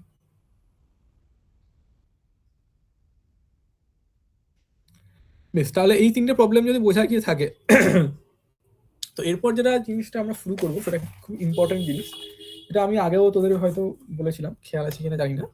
তোদের যখন আমি ক্লাসিক্যাল মেকানিক্স পড়িয়েছিলাম, লাগরাঞ্জিয়ান হ্যামিল্টনিয়ান যখন পড়িয়েছিলাম, তখন ওখানে ফেস স্পেস বলে একটা জিনিস বলেছিলাম, ওটা কি মনে আছে তোদের?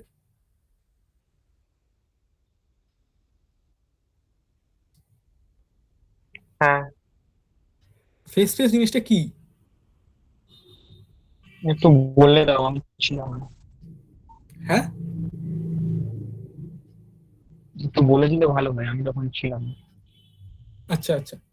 তো ফেস স্পেস মানে কি? ফেস স্পেস মানে হচ্ছে অ্যাকচুয়ালি যে মানে মোমেন্টাম এবং তার করেসপন্ডিং, মানে দুটো ক্যানোনিক্যাল ভেরিয়েবল, একটা হচ্ছে পজিশন আর মোমেন্টাম, তার যে গ্রাফ, মানে তার যে প্লট, এক্স আর পিএক্স এর মধ্যে কোনো একটা পার্টিকেলের যে ট্র্যাজেক্টরি, সেই যে প্লট যেটা, সেই প্লটটাকে আমরা বলবো হচ্ছে, মানে সেই যে স্পেস, সেই স্পেসটাকে আমরা বলি হচ্ছে ফেস স্পেস। তো এই জিনিসটা, এই যে লেখাটা দেখতে পাচ্ছি, সেটা আমি ওই যে আইজনার অ্যান্ড আগরওয়ালের যে বইটা আছে সেই বইটার থেকে ছবি তুলে দেয়া। এবং আমি যেটা বলবো, এই বইটার প্রথম চ্যাপ্টারটা কিন্তু তোরা সকলে ভালোভাবে পড়িস। প্রথম চ্যাপ্টারটা অন্তত এনসেম্বল, ফেস স্পেস, বা প্রথম দিকে যে পার্টটা রয়েছে 1.1 যে জায়গাটা, ওই জায়গাগুলো কিন্তু মানে খুব প্রত্যেকটা লাইন বাই লাইন কিন্তু পড়িস, বা এখানেও যেটা লেখা হয়েছে, আমার লাইন বাই লাইন এখন বলা সম্ভব না, তোরা লাইন বাই লাইন কিন্তু পড়িস জিনিসটা, মানে বোঝার জন্য। ওটা কিন্তু খুব সুন্দর লেখা আছে এবং পড়লে কিন্তু খুব ভালোভাবে বোঝা যাবে জিনিসটা, ফিজিক্সটা অন্তত ভালো করে বোঝা যাবে। তো এখানে ধর কি বলছে, এখানে একটা প্রথমে একটা জিনিস কনসিডার করছে, যে বলছে একটা স্ট্রিং এর উপর দিয়ে একটা বিট গড়িয়ে যাচ্ছে, মানে bead of mass M move freely and arbitrarily on a string stretched along the x axis. একটা স্ট্রিং রয়েছে এক্স অ্যাক্সিস বরাবর, তার উপর দিয়ে একটা বিট গড়িয়ে যাচ্ছে, এবং বুঝতে পারছি সেই বিটটা তাহলে ডিগ্রিস অফ ফ্রিডম কটা রয়েছে, একটাই ডিগ্রিস অফ ফ্রিডম, কেননা ওর মুভমেন্টটা একদিক বরাবরই হচ্ছে, তো তাহলে ওর একটাই ডিগ্রিস অফ ফ্রিডম রয়েছে। এবং তার যে করেসপন্ডিং পজিশন, ধরে টি টাইম, এক টাইম টি তোর পজিশন হচ্ছে এক্স, আর তার ভেলোসিটি হচ্ছে এক্স ডট,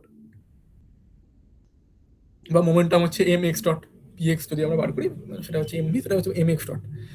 তাহলে কোনো একটা নির্দিষ্ট টাইমে, তাহলে কোনো একটা নির্দিষ্ট টাইমে এই যে এক্স পি এক্স যে প্লেনটা রয়েছে, সেই এক্স পি এক্স প্লেনে ওই বিটটার পজিশনকে আমরা, পজিশন এবং মোমেন্টামকে একটা পয়েন্ট দিয়ে আমরা রিপ্রেজেন্ট করতে পারি, যেটা আমরা ধর এরকম পি পয়েন্টে রিপ্রেজেন্ট করছি, যেটা হচ্ছে একটা নির্দিষ্ট ইনস্ট্যান্ট টিতে ওই পয়েন্ট, মানে ওই যে পার্টিকেল বিটটার পজিশন এবং মোমেন্টাম কত, সেটা আমরা একটা পয়েন্ট দিয়ে রিপ্রেজেন্ট করছি। ঠিক, এটা কি বোঝা গেল এতদূর পর্যন্ত? এটা কি করলাম, এই পি পয়েন্টটা কি বোঝাচ্ছে, এটা কি বোঝা গেল? হুম। তো এই যে এই যে স্পেস, যেটা এই যে 2 ডাইমেনশনাল যে স্পেস, যে স্পেসটার মধ্যে আমরা ওই বিটটাকে আমরা রিপ্রেজেন্ট করছি, বিটের কোনো একটা নির্দিষ্ট ইনস্ট্যান্টে তার পজিশন এবং মোমেন্টামকে একটা পয়েন্ট দিয়ে যে রিপ্রেজেন্ট করছি, সেই স্পেসটাকে আমরা বলবো হচ্ছে ফেস স্পেস। এবার ধর বিটটা যে মুভ করছে, বিটটা তো একটা ধর T1 টাইমে একটা পজিশনে ছিল, T2 টাইমে অন্য একটা পজিশনে গেল, এবং তার করেসপন্ডিং মোমেন্টামও চেঞ্জ হলো। তাহলে কি হবে না, টাইমের সাথে সাথে ওই যে ওর যে ফেস স্পেসে যে পয়েন্টটা, যে পি পয়েন্টটা, সেটা তাহলে টাইমের সাথে সাথে মুভ করবে। তো টাইমের সাথে সাথে যদি মুভ করে, তাহলে ওটা একটা ট্র্যাজেক্টরি তৈরি করবে, একটা প্লেনটার মধ্যে, মানে ফেস স্পেসের মধ্যে একটা ট্র্যাজেক্টরি তৈরি করবে, যত টাইম পাস হবে আর কি, with the passage of time P traces A trajectory in the face space. তো সেটাই আমরা ছবিতে দেখানো হয়েছে, এই যে ধর এই যে ট্র্যাজেক্টরি যেটা, তো এই যে ট্র্যাজেক্টরি যেটা তৈরি করছে, এই ট্র্যাজেক্টরিটাকে আমরা বলি হচ্ছে ফেস ট্র্যাজেক্টরি। তো এই হচ্ছে আমার ফেস স্পেসের যেটা কনসেপ্ট।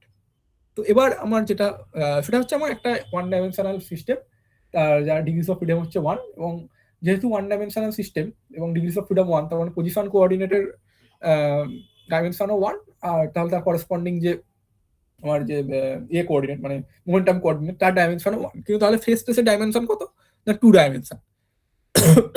তাহলে ম্যাক্সিমাম ডাইমেনশন যেটার জন্য আমরা ফেস স্পেসকে আঁকতে পারি সেটা হচ্ছে 2, কারণ আমরা 2 ডাইমেনশনের বাইরে 3 ডাইমেনশনাল ফেস স্পেস বলে তো সেরকম কিছু পাই না, আমরা পাবো যে 4 ডাইমেনশন। তো পি আর এক্স এর মধ্যে যে কিন্তু 4 ডাইমেনশনকে আমরা তো খাতার মধ্যে আঁকতে পারবো না, কারণ আমার খাতা তো দ্বিমাত্রিক বা 2 ডাইমেনশনাল প্লেন। তো সেই জন্য আমাদের ম্যাক্সিমাম যে ডাইমেনশন যার মধ্যে আমরা ফেস স্পেসকে আঁকতে পারি সেটা হচ্ছে 2 ডাইমেনশন। বাকিগুলোর ক্ষেত্রে আমরা ফেস স্পেসকে আমরা হাইপোথেটিক্যালি একটা মানে কল্পনা করতে পারি, কিন্তু সেটা আমরা খাতায় আঁকতে পারবো না। তো এবার আমাদের আইডিয়াল গ্যাস যেটা, তো আইডিয়াল গ্যাসের ক্ষেত্রে একটা যে আইডিয়াল গ্যাসের মলিকিউল, সেই মলিকিউলগুলোর মধ্যে তো কোনো ইন্টারাকশন, আইডিয়াল গ্যাসের প্রত্যেক করা মলিকিউলের মধ্যে কোনো ইন্টারাকশন নেই, মোনো অ্যাটমিক আইডিয়াল গ্যাস। তাহলে একটা আইডিয়াল গ্যাসের মলিকিউলের, তাহলে একটা আইডিয়াল গ্যাসের মলিকিউলকে আমরা যদি কোনো একটা নির্দিষ্ট ইনস্ট্যান্টে দেখতে চাই, তাহলে তার কতগুলো পজিশন কোঅর্ডিনেট থাকবে? একজন বল আনমিউট করে।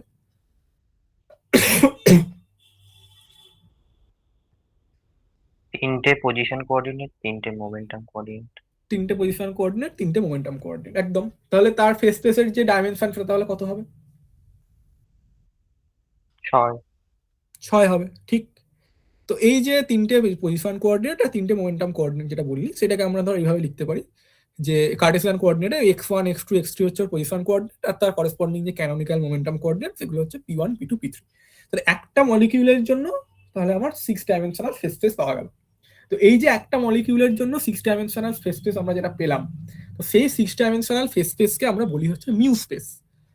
এটা আমরা এখানে লিখেছি যে it is called the mu space where mu stands for the molecule.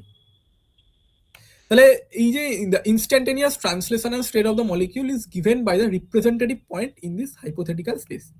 তাহলে এই যে মানে যে মলিকিউলগুলোর যে ট্রান্সলেশনাল স্টেট, যেটা একটা গ্যাস মলিকিউলের কোন একটা নির্দিষ্ট ইনস্ট্যান্টে যে ট্রান্সলেশনাল স্টেট, সেটা ওই 6 ডাইমেনশনাল যে আমার ফেস স্পেস রয়েছে সেই ফেস স্পেসে একটা পয়েন্ট দিয়ে আমরা রিপ্রেজেন্ট করতে পারি।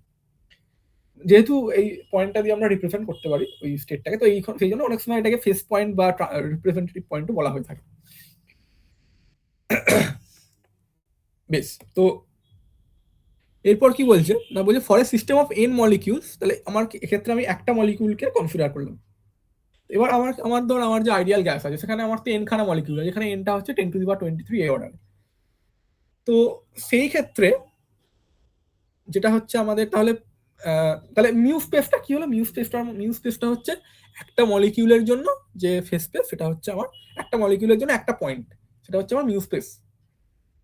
এবার আমাকে যদি ওই রকম মিউ স্পেসে ওই রকম n ডাইমেনশন মানে n খানা মলিকিউলকে রিপ্রেজেন্ট করতে হয়, তাহলে ওই রকম মিউ স্পেসে তাহলে আমার n খানা পয়েন্ট হবে, তাই তো? এটা কি বোঝা গেল? মিউ স্পেস মানে কি? মিউ স্পেস মানে হচ্ছে একটা গ্যাস মলিকিউলের যে মানে ডিগ্রিস অফ ফ্রিডম, মানে ডিগ্রিস অফ ফ্রিডম না, মানে ওর 3খানা মোমেন্টাম, 3খানা পজিশন, তো তার জন্য তার করেসপন্ডিং 6 ডাইমেনশনাল একটা ফেস স্পেস রয়েছে।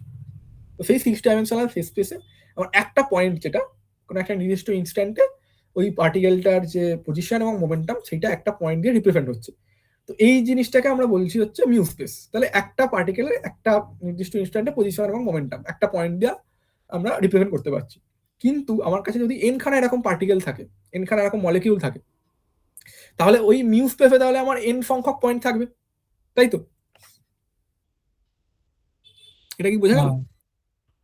যেটা ধরো আমরা এই ফিগারটা দেখানো হয়েছে, এটা হচ্ছে আমার ধর এটা হচ্ছে আমার XYZ কোঅর্ডিনেট সিস্টেম, মানে ধর একটা কন্টেনার, সেই কন্টেনারের মধ্যে এতগুলো আমার গ্যাস মলিকিউল রয়েছে। তো তাহলে ওই টোটাল সিস্টেমটার জন্য যে মিউ স্পেস সেটা তাহলে কি হচ্ছে? তো সেইটা হচ্ছে এরকম। তাহলে এই যে মিউ স্পেস, তাহলে n খানা আমার পয়েন্ট রয়েছে, প্রত্যেক কটা পয়েন্ট প্রত্যেক কটা আলাদা আলাদা মলিকিউলকে রিপ্রেজেন্ট করছে। বোঝা গেল?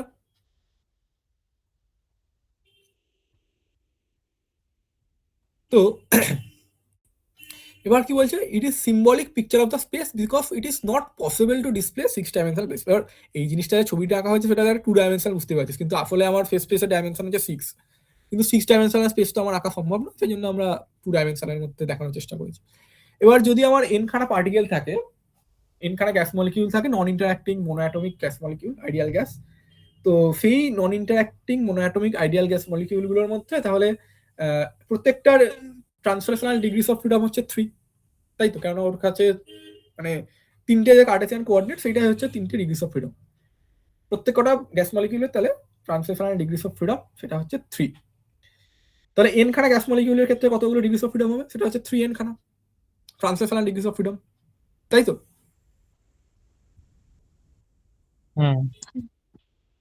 তো 3n খানা যদি ট্রান্সলেশনাল ডিগ্রিস অফ ফ্রিডম হয় বা 3n খানা যদি ওর পজিশন কোঅর্ডিনেট হয়, তাহলে তার করেসপন্ডিং ক্যানোনিক্যাল মোমেন্টাম কোঅর্ডিনেট থাকবে 3n খানা। তাহলে প্রত্যেক কটা হচ্ছে ইন্ডিপেন্ডেন্ট, এবং তাহলে আমার টোটাল যে ফেস স্পেস যেটা আমি তৈরি করব, তো সেই ফেস স্পেসে তাহলে আমার টোটাল ডাইমেনশন কত হবে? 6n ডাইমেনশন হবে। 3n পজিশন 3n মোমেন্টাম দুটো যোগ করে 6n ডাইমেনশন। তাহলে এই যে আমরা ফেস স্পেস যেটা তৈরি করলাম, যেটা হচ্ছে 6n ডাইমেনশনের ফেস স্পেস। আগেরটার ক্ষেত্রে কিন্তু মনে রাখ, আগেরটার ক্ষেত্রে কিন্তু মানে মিউ স্পেসের ক্ষেত্রে কিন্তু কি ছিল না, ফেস স্পেসটা ছিল হচ্ছে 6 ডাইমেনশনে, এবং তার মধ্যে আমরা n খানা মলিকিউলকে আমরা রিপ্রেজেন্ট করেছিলাম প্রত্যেক একটা পয়েন্ট দিয়ে, যেটা আমরা ছবিতে এখানে দেখিয়েছি, এই ছবিটা দেখানো হয়েছে। এটা কিন্তু মিউ স্পেস, মানে এটা হচ্ছে 6 dimensional space, 6 dimensional face space. তার মধ্যে প্রত্যেক কটা পয়েন্ট হচ্ছে আমার একটা মলিকিউল, n খানা মলিকিউলকে আমি এখানে রিপ্রেজেন্ট করেছি। তো এবার আমি যেটা কনস্ট্রাক্ট করছি সেটা হচ্ছে একটা 6n ডাইমেনশনাল ফেস স্পেস। তো 6n ডাইমেনশনাল ফেস স্পেস যদি হয়, তাহলে সেখানে একটা যে পয়েন্ট, তো একটা পয়েন্টই কিন্তু ওই টোটাল যে আমার n খানা মলিকিউল আছে, সেই টোটাল n খানা মলিকিউলের একটা নির্দিষ্ট ইনস্ট্যান্টে একটা স্টেট, যে তার টোটাল যে পজিশন এবং মোমেন্টাম সেইটাকে রিপ্রেজেন্ট করবে। যেটা ধরো আমরা এখানে লিখেছি যে তো 6n কোঅর্ডিনেট কি কি হবে না, 6n কোঅর্ডিনেট হচ্ছে এরকম x11 x1 থেকে x1n, x21 থেকে মানে x2n x3n, আর p1n থেকে p3n। তো এগুলো প্রত্যেক কটা কি রিপ্রেজেন্ট করছে না, প্রত্যেক কটা পজিশন এবং মোমেন্টাম রিপ্রেজেন্ট করছে প্রত্যেক কটা মলিকিউলের। এইটা কিন্তু খুব ইম্পর্টেন্ট কথা যেটা লিখেছে, যে in the gamma space the instantaneous state of the whole system gas of n molecules is given by a single representative point or phase point। এটা আমরা ফিগার সি মানে এই ফিগারটা দেখানো হয়েছে। তাহলে একটা নির্দিষ্ট ইনস্ট্যান্টে ওই যে টোটাল যে সিস্টেমটা রয়েছে, সেই টোটাল সিস্টেমটার পজিশন এবং মোমেন্টাম সেইটা কিন্তু আমরা একটাই পয়েন্ট দিয়ে এই টোটাল যে গামা স্পেস যেটা রয়েছে সেইটাতে আমরা দেখাচ্ছি, যেখানে এই যে থার্ড ব্র্যাকেটের মধ্যে এক্স আর থার্ড ব্র্যাকেটের মধ্যে পি, এগুলো প্রত্যেকটা 3n কোঅর্ডিনেট অ্যাক্সিস আর 3n মোমেন্টাম অ্যাক্সিসকে রিপ্রেজেন্ট করছে। তাহলে এই জিনিসটা কি বোঝা গেল, যে গামা স্পেস আর মিউ স্পেসের মধ্যে যে ডিফারেন্সিয়েট আমরা করলাম, মানে কি করে কনস্ট্রাক্ট করলাম, এই জিনিসটা কি বোঝা গেল? কোনো অসুবিধা থাকলে গামা স্পেসের ডাইমেনশন কটা? গামা স্পেসের ডাইমেনশন হচ্ছে 6n। কারণ কি, কারণ গামা স্পেসে আমার যে 3n খানা হচ্ছে আমার পজিশন কোঅর্ডিনেট, আর 3n খানা তার করেসপন্ডিং ক্যানোনিক্যাল মোমেন্টাম কোঅর্ডিনেট। তাহলে গামা স্পেসের ডাইমেনশন হচ্ছে 6n।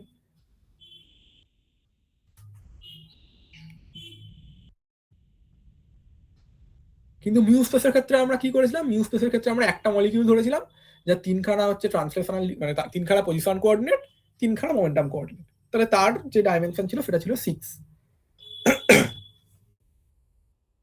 এবং সেই মিউ স্পেসে আমরা n খানা ওই রকম মলিকিউলকে আমরা প্রত্যেক মানে কোনো একটা নির্দিষ্ট ইনস্ট্যান্টে ওরকম n খানা মলিকিউলের যে স্টেট সেগুলোকে আমরা এই বি যে ছবিটা রয়েছে সেই ছবিটার মধ্যে দেখিয়েছিলাম, এই ছবিটার মধ্যে দেখিয়েছিলাম। এটা হচ্ছে টোটাল যে সিস্টেমটা, টোটাল যে n খানা মলিকিউলের যে টোটাল যে আইডিয়াল গ্যাস যেটা রয়েছে সেইটার কোনো একটা নির্দিষ্ট ইনস্ট্যান্টে কত মানে কি পজিশন এবং কি মোমেন্টাম রয়েছে, সেইটা হচ্ছে এই একটা পয়েন্ট দিয়ে ডিটারমাইন করা যাচ্ছে এই গামা স্পেসের মধ্যে। এটা হচ্ছে ফেস পয়েন্ট বা রিপ্রেজেন্টেটিভ পয়েন্ট। এটা কি বোঝা গেল? মানে কোথাও অসুবিধা থাকলে ভালো করে বল, কারণ এইটা কিন্তু খুব ইম্পর্টেন্ট জিনিস, এই গামা স্পেস মিউ স্পেস বা ফেস স্পেস জিনিসটা, এটা কিন্তু খুব ইম্পর্টেন্ট। পরবর্তীকালে তাদের বিভিন্ন ইন্টারভিউ বা বিভিন্ন প্রবলেম করতে দেবে, সেগুলোর ক্ষেত্রেও কিন্তু এটা খুব মানে এই কনসেপ্টটা কিন্তু খুব কাজে লাগবে। সিঙ্গেল পয়েন্টে কি করে দেখানো যাচ্ছে? সিঙ্গেল পয়েন্টে দেখানো যাচ্ছে তার কারণ কি, তার কারণ হচ্ছে আমরা হোল সিস্টেমটাকে কনসিডার করছি না। আগেরটার ক্ষেত্রে আমরা কি করছিলাম, আগেরটার ক্ষেত্রে আমরা প্রত্যেক কটা একটা মলিকিউল ধরে দেখছিলাম। তো একটা মলিকিউল, ধর এই যে একটা পয়েন্ট রয়েছে, এই পয়েন্টটা একটা মলিকিউলের জন্য একটা নির্দিষ্ট টাইমে একটা নির্দিষ্ট টাইমে ওর যে 3টে কোঅর্ডিনেট এবং 3টে মোমেন্টাম রয়েছে সেইটা এই পয়েন্টটা দিয়ে রিপ্রেজেন্ট করা হচ্ছে। এটা হচ্ছে একটা মলিকিউলের জন্য। সেরকম এন খানা মলিকিউলের জন্য এরকম এন খানা পয়েন্ট আমরা পাবো। কিন্তু এখানে আমরা যেটা করছি আমরা এখানে 3n খানা মোমেন্টাম কোঅর্ডিনেট 3n খানা পজিশন কোঅর্ডিনেট ধরছি। মানে এখানে আমরা এফেক্টিভলি কি করছি, আমরা যেটা করছি যে ওই এন নাম্বার যেটা এন যে আমার মলিকিউলের নাম্বার ছিল সেটাকে আমরা কমিয়ে 1 করে দিচ্ছি। মানে এফেক্টিভলি আমরা ওটাকে রিডিউস করে 1 করে দিচ্ছি, যার ফলে আমরা কোনো একটা নির্দিষ্ট ইনস্ট্যান্টে ওই হোল সিস্টেমটার যে পজিশন কোঅর্ডিনেট এবং মোমেন্টাম কোঅর্ডিনেট কি আছে সেইটা আমরা একটাই পয়েন্ট দিয়ে রিপ্রেজেন্ট করতে পারছি, যেটা হচ্ছে আমার এই পয়েন্টটা বোঝাচ্ছে।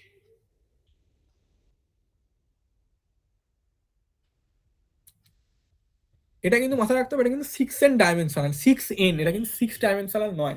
6 ডাইমেনশনাল হলে তার জন্য তোর এতগুলো পয়েন্ট থাকতে হবে, কিন্তু এটা যেহেতু 6n ডাইমেনশনাল, এক্ষেত্রে তুই এফেক্টিভলি বলতে পারিস যে তোর কাছে একটাই পার্টিকেল আছে। একটা পার্টিকেলের একটা নির্দিষ্ট টাইমে কত পজিশন, কি পজিশন এবং কি মোমেন্টাম সেটা তুই এখানে এই স্পেসে রিপ্রেজেন্ট করছিস।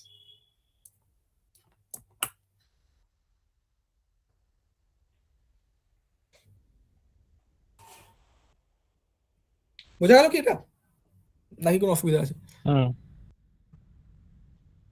বেশ, তো এরপর এখানে যে লেখাগুলো আছে সেগুলো তোরা একটু পড়ে দেখবি। মানে এখানে যেমন ধর বলছে যে যদি এফ খানা ইন্ডিপেন্ডেন্ট পজিশন কোঅর্ডিনেট থাকে এবং এফ খানা মোমেন্টাম কোঅর্ডিনেট থাকে, এবং ইন্ডিপেন্ডেন্ট কথাটা কেন বলছে তার কারণ তোরা তো আগে পড়েছিলিস নিশ্চয়ই যে ওই এর ক্ষেত্রে ওই সাইক্লিক কোঅর্ডিনেট যে জিনিসটা ছিল ওই জিনিসটা তো তোরা পড়েছিলিস লাগরাঞ্জিয়ান তৈরি করার ক্ষেত্রে, লাগরাঞ্জিয়ান ডিফাইন করার ক্ষেত্রে। তো এরকম কিছু কিছু কোঅর্ডিনেট, যেমন ধর একটা পেন্ডুলামের ক্ষেত্রে ওর যে জেনারেলাইজড কোঅর্ডিনেট হচ্ছে থিটা, সেটাই হচ্ছে একটা ইন্ডিপেন্ডেন্ট কোঅর্ডিনেট। কিন্তু ওটা যদি আমি এক্স ওয়াই দিয়ে মানে কার্টেসিয়ানে দেখি, তাহলে কার্টেসিয়ানে ওটা কিন্তু এক্স আর ওয়াই ওটা কিন্তু ইন্ডিপেন্ডেন্ট নয়, ওদের মধ্যে একটা রিলেশন আছে। তো সেইগুলো কিন্তু আমাকে সেই রকম মানে কোঅর্ডিনেট কিন্তু এখানে আমি কনসিডার করবো না, যেগুলোর মধ্যে যেগুলো ইন্ডিপেন্ডেন্ট নয়, ডিপেন্ডেন্ট কোঅর্ডিনেট। তো আমার সেই রকম কোঅর্ডিনেটগুলোই কনসিডার করবো যেগুলো হচ্ছে ইন্ডিপেন্ডেন্ট কোঅর্ডিনেট। তো সেই মানে তার জন্য আমাকে যদি কোঅর্ডিনেট ট্রান্সফরমেশন করতে হবে, আমি সেরকম কোঅর্ডিনেট ট্রান্সফরমেশন করবো। তাহলে এফ খানা যদি ইন্ডিপেন্ডেন্ট পজিশন কোঅর্ডিনেট থাকে এবং তার করেসপন্ডিং যদি এফ খানা মোমেন্টাম কোঅর্ডিনেট থাকে এবং সেটা যদি এই সিস্টেমটাকে ফুলি স্পেসিফাই করে, তাহলে আমি বলতে পারি যে সিস্টেমটার total F degrees of freedom রয়েছে। তো যেমন এখানে লিখেছে এফ জেনারেলাইজড কোঅর্ডিনেট, যেটা কার্টেসিয়ান, পোলার অথবা অন্য কিছু হতে পারে, can be use to uniquely determine the configuration of the system, the corresponding generalised momentum গুলো এটা। তো গামা স্পেসটা তাহলে কি হবে না, then a conceptual Euclidean space having 2f rectangular axis Q and P.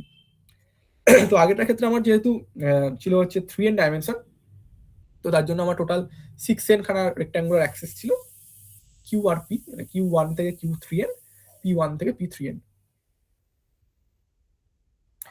তো the microscopic state of the whole system is specified by the representative point in the space. With the lapse of the time, some or all of the 2f coordinates take on different values. এবং এই কথাটা কিন্তু important যে time change হওয়ার সাথে সাথে যে ওই পজিশন এবং মোমেন্টাম কোঅর্ডিনেট গুলো কিন্তু চেঞ্জ হতে থাকবে। তো তার ফলে কি হবে না, যেহেতু আমি ধর এটা একটা নির্দিষ্ট পয়েন্ট, আমি মানে নির্দিষ্ট টাইম ইনস্ট্যান্টে আমি দেখছি, তো পরের টাইম ইনস্ট্যান্টে এই পয়েন্টটা ধর এখানে চলে গেল, তারপরের টাইম ইনস্ট্যান্টে এখানে চলে গেল, তাহলে একটা ধর T1 টাইমে এখানে ছিল, T2 টাইমে এখানে গেল, তাহলে আমি যদি টোটাল সিস্টেমটা আমি দেখতে চাই, তাহলে ওটা একটা ট্র্যাজেক্টরি তৈরি করবে, তাই তো? একটা এই পয়েন্ট থেকে এই পয়েন্টে একটা ট্র্যাজেক্টরি তৈরি করবে, T1 থেকে T2 এই পয়েন্ট অবধি। তো সেই যে ট্র্যাজেক্টরি তৈরি করবে, সেই ট্র্যাজেক্টরিকে আমরা বলবো হচ্ছে ফেস ট্র্যাজেক্টরি, যেটা আমি একটু আগেও বলেছিলাম, বা face point, face line. As a result, the representative point traces a phase line or trajectory in the accessible phase space. এটা এখানে দেখানো হয়েছে। এই t=0 তে এই পয়েন্টটা এখানে ছিল, t=t তে এই পয়েন্টটা এখানে চলে গেল, তাহলে এই যে ট্র্যাজেক্টরি তৈরি করলো সেটা হচ্ছে ফেস ট্র্যাজেক্টরি। তো এরপর এখানে যে লেখাগুলো আছে তোরা কিন্তু একটু এগুলো একটু তোরা দেখে নিস, এগুলো আমি আলাদা করে কিছু বলছি না। তো এই গেল হচ্ছে আমাদের ফেস স্পেসের যে কনসেপ্ট। তো ফেস স্পেসের কনসেপ্টটা কি মোটামুটি বোঝা গেল, নাকি কারোর কোনো অসুবিধা আছে কোথাও?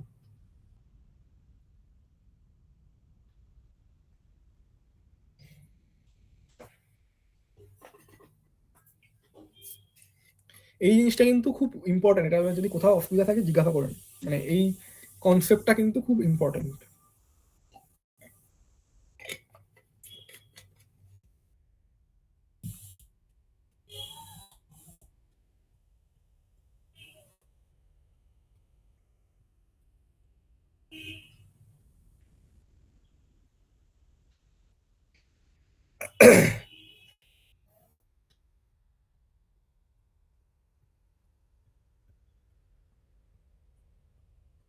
বেশ, তাহলে আমি ধরে নিচ্ছি কারোর কোনো অসুবিধা নেই।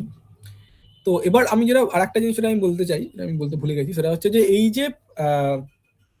এই যে পয়েন্টগুলো, মানে এই যে তোর পজিশন এবং মোমেন্টাম কোঅর্ডিনেট যেগুলো চেঞ্জ হচ্ছে বা ফেস ট্র্যাজেক্টরি যেটা তৈরি হচ্ছে, তো যেহেতু এটা ক্লাসিক্যাল স্ট্যাটিস্টিক্যাল মেকানিক্স, তাহলে এই যে কিউ আর পি কোঅর্ডিনেট যেগুলো, সেই কিউ আর পি কোঅর্ডিনেট গুলো যেহেতু ওরা টাইমের সাথে সাথে যে মুভ করছে, মানে চেঞ্জ হচ্ছে আর কি ভ্যালুগুলো, যার ফলে ফেস পয়েন্টটা মুভ করছে এবং ট্র্যাজেক্টরি তৈরি করছে।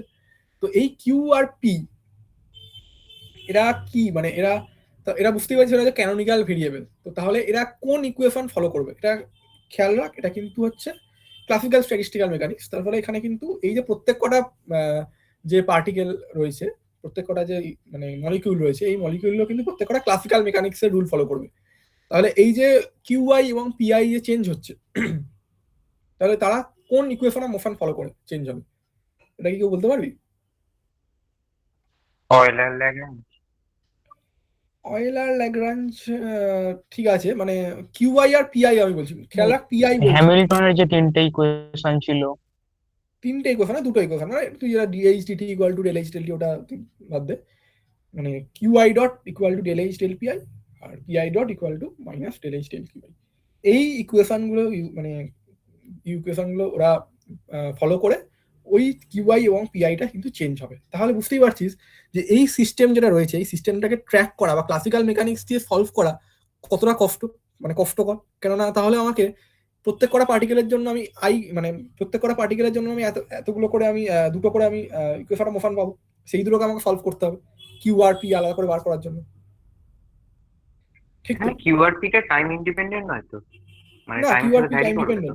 ডিপেন্ডেন্ট, হ্যাঁ অবশ্যই কিউআর টাইমের সাথে ভ্যারি করবে, তাই জন্যই তো ফেস ট্র্যাজেক্টরি তৈরি হচ্ছে, নাহলে কি করে তৈরি হবে? তাহলে যদি আমি হ্যামিল্টনিয়ান ডিফাইন করি তো তখন আমি ওটাকে টোটাল এনার্জি দিয়ে তো লিখতে পারবো, তাহলে আমার ডিফাইন করে সুবিধা কি? টোটাল এনার্জি দিয়ে লিখতে হবে না, হ্যামিল্টনিয়ানের সঙ্গে টোটাল এনার্জি কি সম্পর্ক? মানে তুই টোটাল হ্যামিল্টনিয়ান তো ডিফাইন করতেই পারিস, সেটা তুই টোটাল এনার্জি বলতে পারবি কি পারবি না সেটা ওই টাইম ডিপেন্ডেন্স থাকছে কি থাকছে না তার উপর নির্ভর করছে।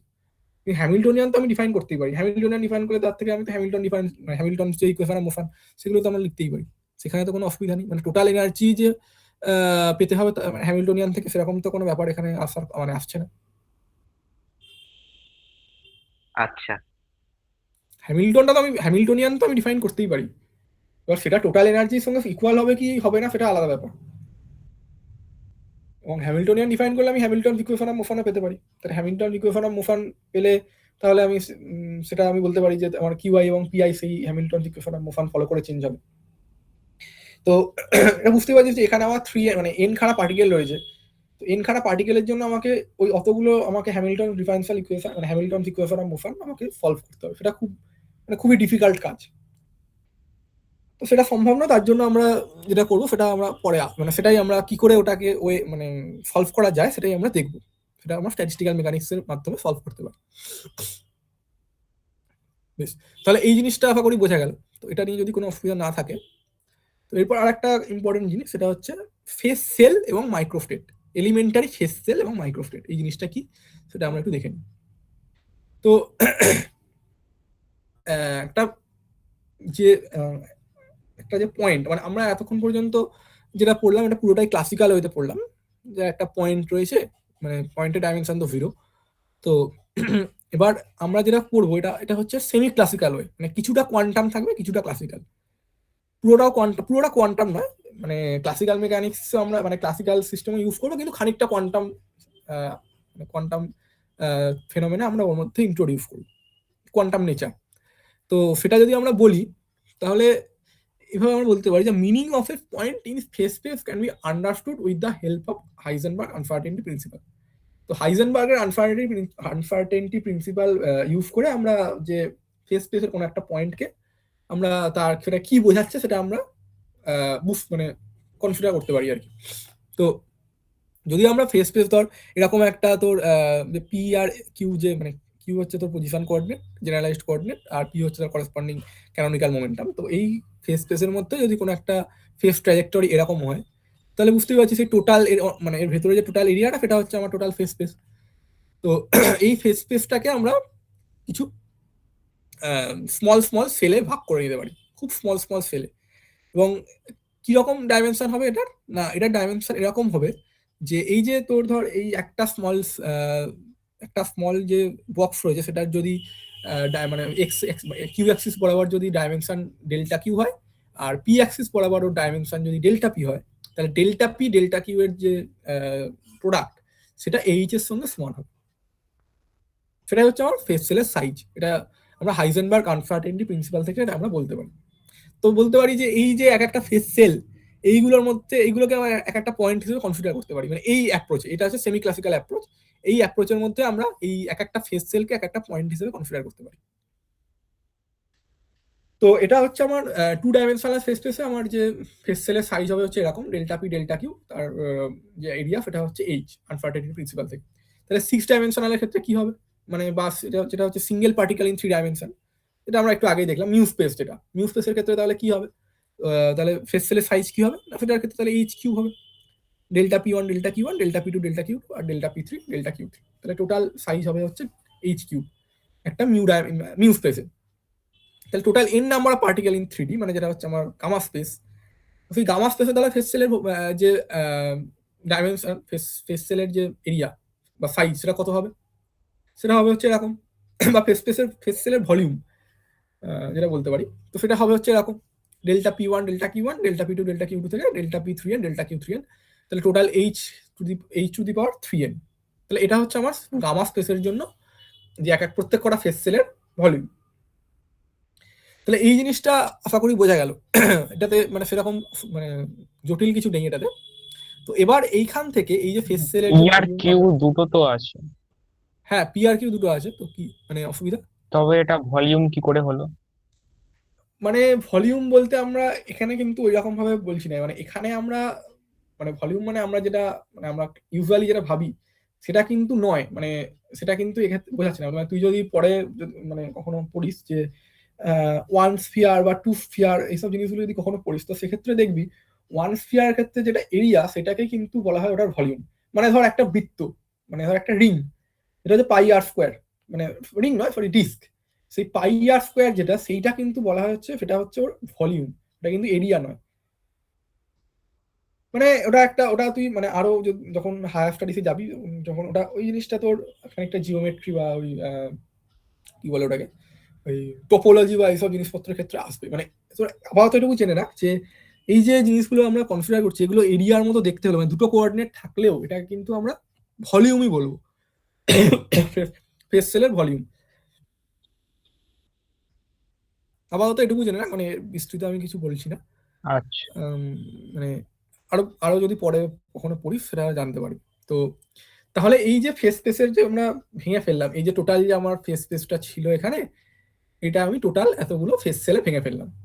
তাহলে আমি তাহলে এখানে কতগুলো ফেস স্পেস আছে সেটা আমি কি করে বার করবো, ফেস সেল আছে সেটা আমি কি করে বার করবো, এই যে টোটাল ভলিউম যেটা আছে সেই টোটাল ভলিউমটাকে প্রত্যেক কটা ফেস সেলের যে মানে মিলিত ভলিউম যেটা হচ্ছে সেইটা দিয়ে ভাগ করে দেবো, তাহলে আমি মানে জানতে পারবো যে টোটাল কতগুলো আমার ফেস সেল আছে, তাই তো? হুম, ঠিক কিনা? সেটাই আমরা বলছি, সেই যে total number of phase cell সেইটাই হচ্ছে আমার number of microstate. Total number of microstate for N particles in 3D সেটা হচ্ছে ওমেগা দিয়ে আমরা রিপ্রেজেন্ট করি, মাইক্রোস্টেটকে আমরা ওমেগা দিয়ে রিপ্রেজেন্ট করি। তো সেই ওমেগা কত হচ্ছে না গামাটা আমরা মানে এখানে আবার এই গামাটা কিন্তু ওই গামা স্পেস বা ওই মানে ওর মতো নয়, এই গামাটা হচ্ছে ওই ফেস স্পেসের যে ভলিউম সেই ভলিউমটাকে আমরা গামা দিয়ে ডিনোট করি। তাহলে সেইটাকে আমরা h⁻³ দিয়ে যদি ভাগ করি তাহলে আমরা পাবো হচ্ছে এই টোটাল নাম্বার অফ মাইক্রোস্টেট কত আছে সেটা আমরা পাবো। তো এটা তো হচ্ছে ওটা আমাদের ভ্যালু কি করে পাবো? ফেস স্পেসের ভলিউম করে বার করবো, তাই তো?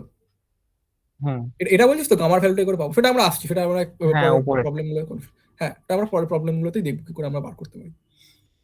একটা মানে এক্সাম্পল দেবো, সেটাতে আমরা দেখবো কি করে আমরা গামার ভ্যালু বার করতে পারি। বেশ, তো তাহলে এইটা হচ্ছে আমার নাম্বার অফ মাইক্রোস্টেট, যেটা আমরা এরকম যে এইভাবে বার করতে পারি, গামা ডিভাইডেড বাই h⁻³ 3 ডাইমেনশনের জন্য। এটা কিন্তু মাথায় রাখতে হবে। তো এরপর ধর একটা প্রবলেম আমি বলছি, তো এখানে কি বলছে না, বলছে determine the dimension of phase space that represents 10 rigid diatomic molecules. তাহলে একটা ফেস স্পেসের ডাইমেনশন জানতে চাইছে যার মধ্যে 10খানা রিজিড ডাইঅ্যাটমিক মলিকিউল রয়েছে। রিজিড এবং ডাইঅ্যাটমিক মলিকিউল এই জিনিসটা ইম্পর্টেন্ট। তো রিজিড ডাইঅ্যাটমিক মলিকিউল যেটা সেটার ক্ষেত্রে রিজিড ডাইঅ্যাটমিক মলিকিউলের ক্ষেত্রে ডিগ্রিস অফ ফ্রিডম কত হয়?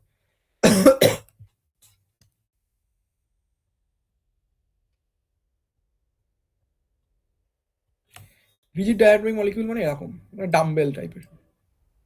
এই যে ওদের মধ্যে বন্ডটা সেটা হচ্ছে ছটা। রিজিড। ওটা 5টা। 5টা হয়, ঠিক। কি করে 5টা হবে? না প্রত্যেক কটা দেখতে পাচ্ছিস যে এখানে কারণ ওই formula আমাদের- দুটোর মধ্যে ডিসটেন্সটা তো ফিক্স আছে।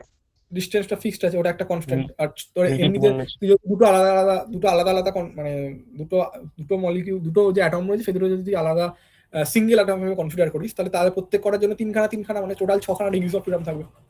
এবং যেহেতু ওদের মধ্যে একটা কনস্ট্যান্ট রয়েছে, তাহলে সেই 6 - 1, তাহলে একটা বাদ চলে গেল, একটা ডিগ্রিস অফ ফ্রিডম বাদ চলে গেল, তাহলে টোটাল 5খানা ডিগ্রিস অফ ফ্রিডম রইল, তাই তো?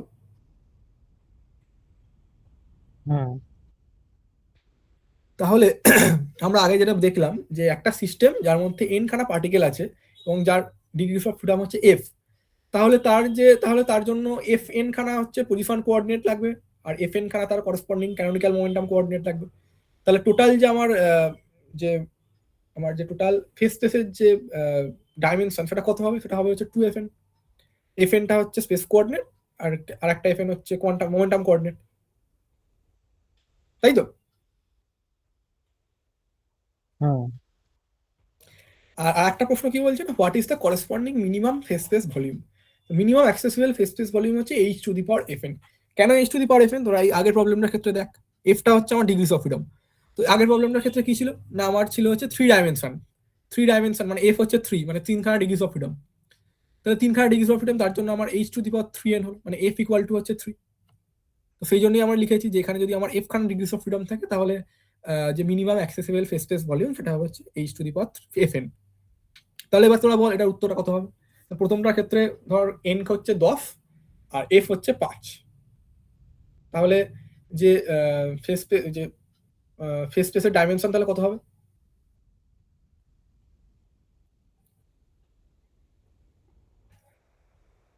হান্ড্রেড। 100, ঠিক। আর এই ফেজ স্পেসের যে ভলিউম সেটা কত হবে? h⁴ কত? 50। h⁴50, ঠিক। তাহলে তোরা এটা বুঝতে পারলি কি করে হলো? প্রবলেমটা বোঝা গেল তো?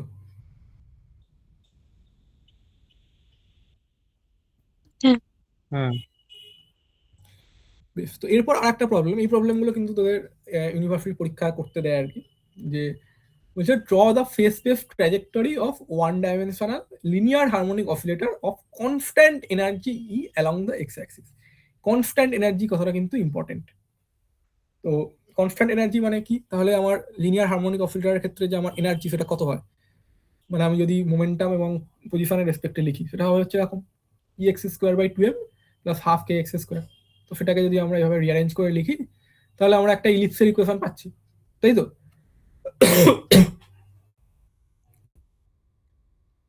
ঠিক তো, একটা ইলিপসের ইকুয়েশন তো এটা।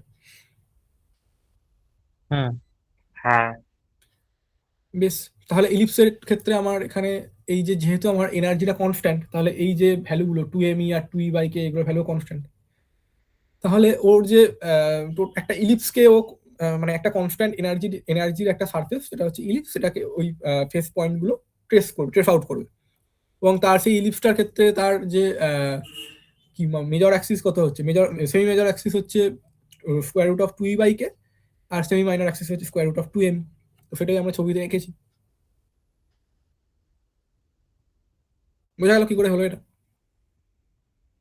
এবং যেহেতু এনার্জিটা কনস্ট্যান্ট, সেই জন্য আমার একটাই এরকম কনস্ট্যান্ট এনার্জি সারফেস এসছে। এবার ধর তোর কাছে ধর এরকম রয়েছে যে ধর একটা দুটো তোর অসিলেটর আছে, একটা এনার্জি হচ্ছে E1 আর একটা এনার্জি হচ্ছে E2।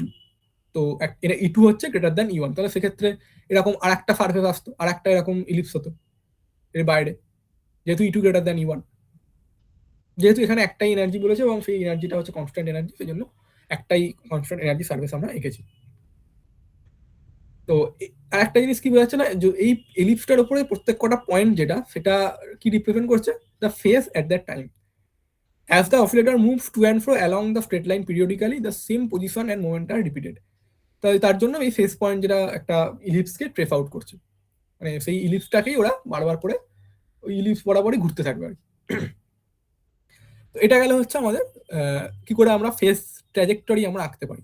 একটা যদি ধর কোনো একটা সিস্টেম বলা থাকে তাহলে সেটার ক্ষেত্রে আমরা ফেস ট্র্যাজেক্টরি কি করে আঁকতে পারি। এটা হচ্ছে আমার লিনিয়ার হারমোনিক অসিলেটর এবং যার মধ্যে কোনো ড্যাম্পিং টার্ম নেই। তো এইভাবে আমরা ফেস ট্র্যাজেক্টরিটা আঁকতে পারি। এটা বোঝা গেল প্রবলেমটা কি করে আমরা করলাম।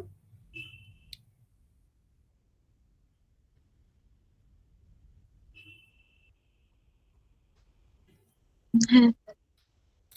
এবার আমি যেটা বললাম এটার মধ্যে কিন্তু কোনো ড্যাম্পিং টার্ম নেই। এবার ধর তোর কাছে একটা অসিলেটর আছে, এসএইচও নয়, সিম্পল হারমোনিক অসিলেটর যার মধ্যে ড্যাম্পিং টার্ম আছে, ওটা ড্যাম্পড হারমোনিক অসিলেটর। তো ড্যাম্পড হারমোনিক অসিলেটর যদি হয় তাহলে ড্যাম্পড হারমোনিক অসিলেটরের জন্য তো তাহলে এনার্জি তো আর কনস্ট্যান্ট থাকবে না, এনার্জিটা তো মানে চেঞ্জ হয়ে থাকবে। তো তখন তাহলে এই ছবিটা কেমন দেখতে হবে কেউ কি বলতে পারবি? ওই স্পাইরাল টাইপের হবে। স্পাইরাল মানে এই ধর এরকম কনস্ট্যান্ট না থেকে ধর এটা এরকম ভাবে কমতে থাকবে, তাই তো? এরকম ভাবে গিয়ে এখানে লাস্টে গিয়ে এরকম, হুম হুম। রাইট। তো এটা এটা এই প্রবলেমটা তোরা একটু দেখে রাখিস, এটাও কিন্তু তোদের দিতে পারে প্রশ্ন, মানে আঁকতে দিতে পারে ইউনিভার্সিটি পরীক্ষাতে। বেশ, তো এরপর যেটা হলো যে এটা এবার যেটা আমরা দেখবো, যেটা একটু আগে কেউ একজন জিজ্ঞাসা করছিল যে কি করে আমরা ওই মাইক্রোস্টেট গুলো ক্যালকুলেট করবো। তো সেটাই আমরা একেবারে দেখছি যে ধর আমার কাছে কি বলছে না, calculate the number of microstates for a free particle of energy E confined in a 1D box of length L. তাহলে একটা ফ্রি পার্টিকেল রয়েছে যেটা একটা 1D বক্স যার লেংথ এল, সেই এল লেন্থের বক্সের মধ্যে ও আবদ্ধ অবস্থায় রয়েছে এবং তার এনার্জি হচ্ছে ই। এবার প্রবলেম মানে এই প্রশ্নটার একটু প্রবলেম আছে, সেটা হচ্ছে যে এরকম কনস্ট্যান্ট এনার্জি ই বলে সাধারণত কিছু হয় না, মানে এনার্জির কিছু মানে খুব স্মল হলেও একটা ভেরিয়েশন থাকে, মানে ধর খুব স্মল ডি এর মধ্যেও মানে ই প্লাস ডি, যেখানে ডিটা হচ্ছে লেস দ্যান ই, সেই কনস্ট্যান্ট সেই ডি ইস কিন্তু একটা স্মল ভেরিয়েশন থাকে। কনস্ট্যান্ট এনার্জি বলে কিছু সাধারণত হয় না, কেননা কিছু আমি যদি একদম কোনো একটা সিস্টেমকে আইসোলেট করে দিই তাহলেও তার মধ্যে খানিকটা কিছু পরিমাণ ইন্টারাকশন মানে সারাউন্ডিং এর সাথে কিছু ইন্টারাকশন কিন্তু চলতে থাকে। তো তার জন্য আমরা কখনোই বলতে পারি না যে একটা সিস্টেম মানে এরকম কনস্ট্যান্ট এনার্জি বা এরকম থাকবে, মানে তার একটা ভেরিয়েশন থাকে। তো কনস্ট্যান্ট এনার্জি জিনিসটা খুবই আইডিয়ালাইজড কনসেপ্ট আর কি। তো এখানে কি বলছে না, একটা ফ্রি পার্টিকেল বলছে, ফ্রি পার্টিকেলের এনার্জি বলেছে ই এবং ওর 1D বক্স অফ লেংথ এল এর মধ্যে আছে, তাহলে তার যে মাইক্রোস্টেট সেটা আমরা কি করে বার করবো। তো বুঝতে পারছিস যে এখানে আমার যেহেতু ফ্রি পার্টিকেল, তাহলে ফ্রি পার্টিকেলের ক্ষেত্রে ওর এনার্জি তাহলে কত হবে?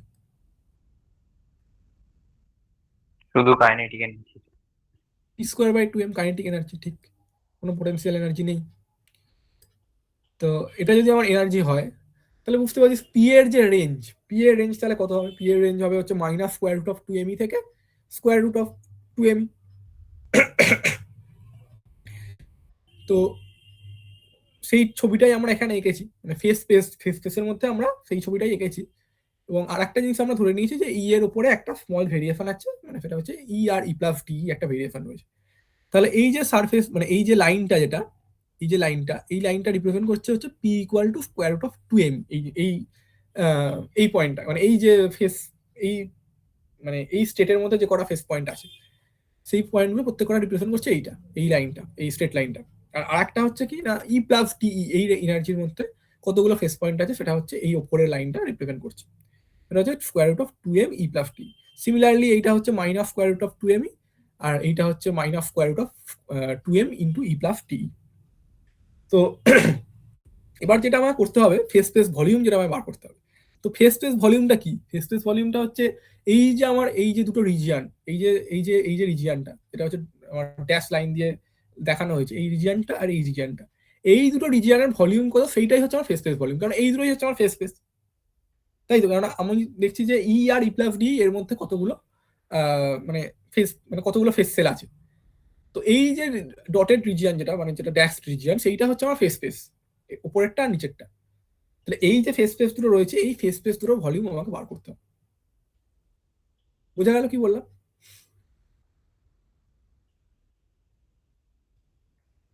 উপরেরটাও নিচেরটাও দুটোই বার করতে হবে। দুটোই বার করতে হবে, কেননা দুটোই তো মোমেন্টাম তোমার দুখানা ভ্যালু রয়েছে না, একটা plus square root of 2m আর একটা হচ্ছে minus square root of 2m। একই রকম ভাবে plus square root of 2m plus 2m into e plus D আর minus square root of 2m into e plus d. তাহলে এই যে দুটো ডটের রিজিয়ন, সেই দুটো ডটের রিজিয়নের যে ভলিউম সেটা আমাকে বার করতে হবে, তাই তো? হুম। তাহলে এবার বল এই যে রিজিয়নটা রয়েছে, এই রিজিয়নটার মানে ওয়াই অ্যাক্সিস বরাবর, এই রিজিয়নটার যে ওয়াই অ্যাক্সিস বরাবর যে উইথ সেটা কত? এই যে ডটের রিজিয়নটা সেটা ওয়াই অ্যাক্সিস বরাবর উইথ কত?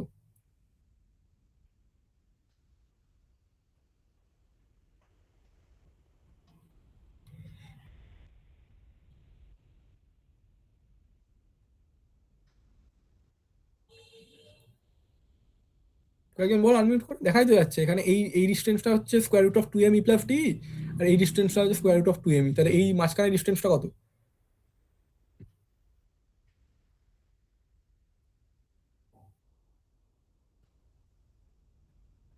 ডিই কত? D e root d. E d কি করে হবে, বা রুট ডি করে হবে? দুটোর বিয়োগফলই রুট না, ডি। এই এই দুটোকে বাদ দিলেই যেটা হবে সেটাই তো square root of 2m E plus d minus square root of 2m। সেটা করে কত আসবে সেটা আমরা দেখবো। তো এটা আপাতত এইটুকু দেখ। আর এর যে লেংথ সেটা হচ্ছে এল, এই যে এক্স অ্যাক্সিস বরাবর যে লেংথ সেটা হচ্ছে এল। ওই দুটো আমরা গুণ করলে আমরা টোটাল ফেস স্পেস ভলিউমটা পাবো। এটা হচ্ছে শুধু এই এই এই পার্টটার জন্য, মানে এই উপরের ফেস স্পেসটার জন্য। নিচেও আমার একটা ফেস স্পেস আছে, তার জন্য আমাকে 2 দিয়ে গুণ করতে হবে, সেই জন্য আমরা 2 মাল্টিপ্লাই করছি। তো এটা যদি আমরা দেখি তাহলে আমরা কি করছি না, এবার আমরা আর একটা অ্যাপ্রক্সিমেশন ইউজ করছি, যেটা হচ্ছে আমার ডিটা হচ্ছে ই এর থেকে অনেক ছোট। তো তাহলে আমরা linear order approximation, linear order অব্দি যাবো, মানে সেটা হচ্ছে 1 plus half of D E by E. তো সেখান থেকে আমরা পাবো হচ্ছে এরকম, L into square root of 2m by E into D E. তো এইটা হচ্ছে আমার টোটাল যে ফেস স্পেস সেটার ভলিউম। তাহলে কি করে আমরা ফেস স্পেসের ভলিউমটা বার করলাম, এটা কি বোঝা গেল? অ্যাকচুয়ালি আমরা যেটা করলাম সেটা হচ্ছে এইরকম, ডিএক্স ডিএক্স ডিএক্সটা হচ্ছে আমার বলতে পারিস যে এই মানে ডিএক্সটা হচ্ছে এলটা হচ্ছে মানে ডিএক্স এর ইন্টিগ্রেশন করে আমরা এল পাচ্ছি, আর ডিপিএক্সটা হচ্ছে এইটা, এই square root of 2m into e plus d minus square root of 2m। এটাই হচ্ছে আমার গামা।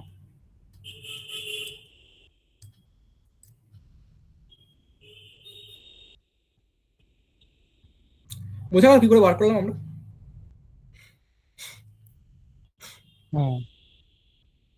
তাহলে আমরা গামা পেয়ে গেলাম। তাহলে আমার এখন কি কাজ? আমি তো ওয়ান ডাইমেনশনে কাজ করছি, তাহলে আমি গামা পেয়ে গেছি, ফেস স্পেসের ভলিউম পেয়ে গেছি। তাহলে আমার টোটাল নাম্বার অফ মাইক্রোস্টেট বার করতে গেলে আমার কি করতে হবে?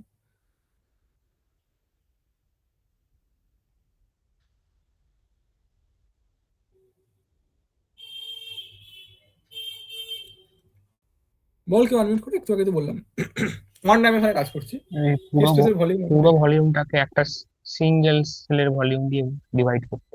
সিঙ্গেল সেলের ভলিউম কত?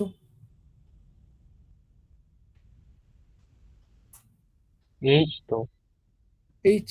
তাহলে আমাকে যেটা হচ্ছে যে gamma 1d divide by H, সেটা করলেই আমরা টোটাল কতগুলো সেল আছে বা কতগুলো মাইক্রোফেট আছে সেটা আমরা পেয়ে যাবো। সেটাই আমরা করেছি।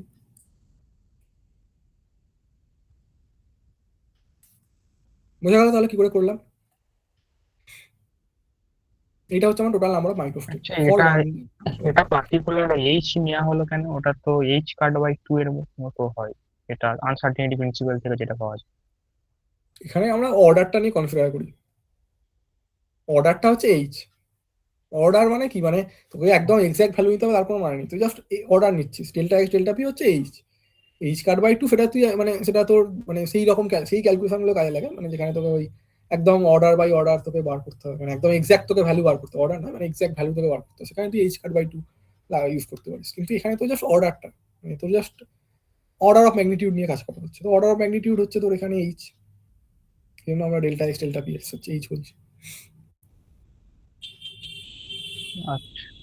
এখানে এইচ কার্ডও লিখতে পারিস, মানে অসুবিধা কিছু নেই, কিন্তু সাধারণত যেটা কনভেনশন সেটা হচ্ছে এইচ দিয়ে লেখা হয়, এখানে এইচ কার্ড লিখলেও ভুল কিছু নয়, কিন্তু ব্যাপারটা এইচটাই তো আমার মানে ফান্ডামেন্টাল কনস্ট্যান্ট। এইচ কার্ড মানে তোকে জাস্ট 2 পাই দিয়ে ভাগ করে দেয়, বা তুই এইচ কার্ড বাই 2 করিস তাহলে 4 পাই দিয়ে ভাগ করা, কিন্তু সেটাতে তো আমার এইচটা মানে এইচটা হচ্ছে আমার ফান্ডামেন্টাল কনস্ট্যান্ট, তো সেই জন্য আমরা যেটা করা হয় কনভেনশন যেটা সেটা হচ্ছে এইচ দিয়েই সাধারণত লেখা হয়। তো এটা হচ্ছে আমার টোটাল নাম্বার অফ মাইক্রোফেট। এবার টোটাল নাম্বার অফ মাইক্রোফেটটা দেখতে পাচ্ছি এখানে ডি একটা রয়েছে, ওমেগা এল ই ডি।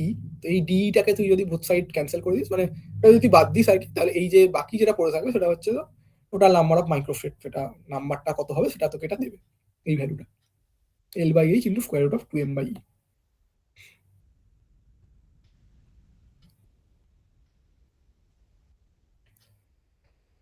বোঝা গেল এই প্রবলেমটা? হুম। তো এবার আমরা এটা দেখলাম হচ্ছে 1 ডাইমেনশন, এবার আমরা যদি এটা 2 ডাইমেনশনে দেখি তাহলে কি হবে। তো 2 ডাইমেনশনের ক্ষেত্রে এরকম আসছে P square equal to 2m, তাহলে এবার যদি আমি এরকম পিডিপি করি তাহলে পিডিপি হচ্ছে আমার m ইন্টু ডি, এখানে পি স্কোয়ার হচ্ছে p x square plus p y square. তো এবার এখানে ফেস ফেসটা কি হচ্ছে, এখানে কি বলা হচ্ছে না single particle in a square of side এল, তাহলে আমার এক্স আর ওয়াই দুটোর ক্ষেত্রে সাইডটা হচ্ছে এল, তাহলে আমি ডিএক্স আর ডিওয়াই ইন্টিগ্রেশন করবো 0 থেকে এল অব্দি। আর আরেকটা ইন্টিগ্রেশন কি হবে না, ইন্টিগ্রেশনটা হবে হচ্ছে তোর ডিপিএক্স ডিপিওয়াই এর উপরে। তো ডিপিএক্স ডিপিওয়াই হচ্ছে আমার পি ডিপি ডি থিটা। আমি যদি স্পেরিক্যাল এই কি বলে কার্টেসিয়ান থেকে প্লেন পোলারে যাই তাহলে ফের আমার হচ্ছে পি ডিপি ডি থিটা, শুধুমাত্র ডি থিটার উপর ইন্টিগ্রেশন হবে, পি এর উপর ইন্টিগ্রেশন মানে পি ডিপিটার কোনো ইন্টিগ্রেশন হবে না, যেহেতু আমরা ওই ই থেকে ই প্লাস ডি এর মধ্যখানে কতগুলো মানে ফেস ফেস ভলিউম আমরা বার করছি, সেই জন্য পি ডিপিটার কিন্তু ইন্টিগ্রেশন হবে না,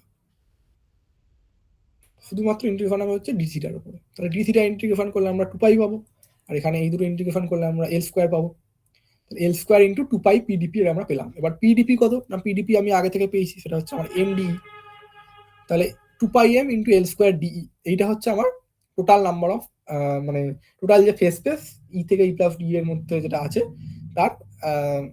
তার ভলিউম, টোটাল ফেস স্পেসের ভলিউম।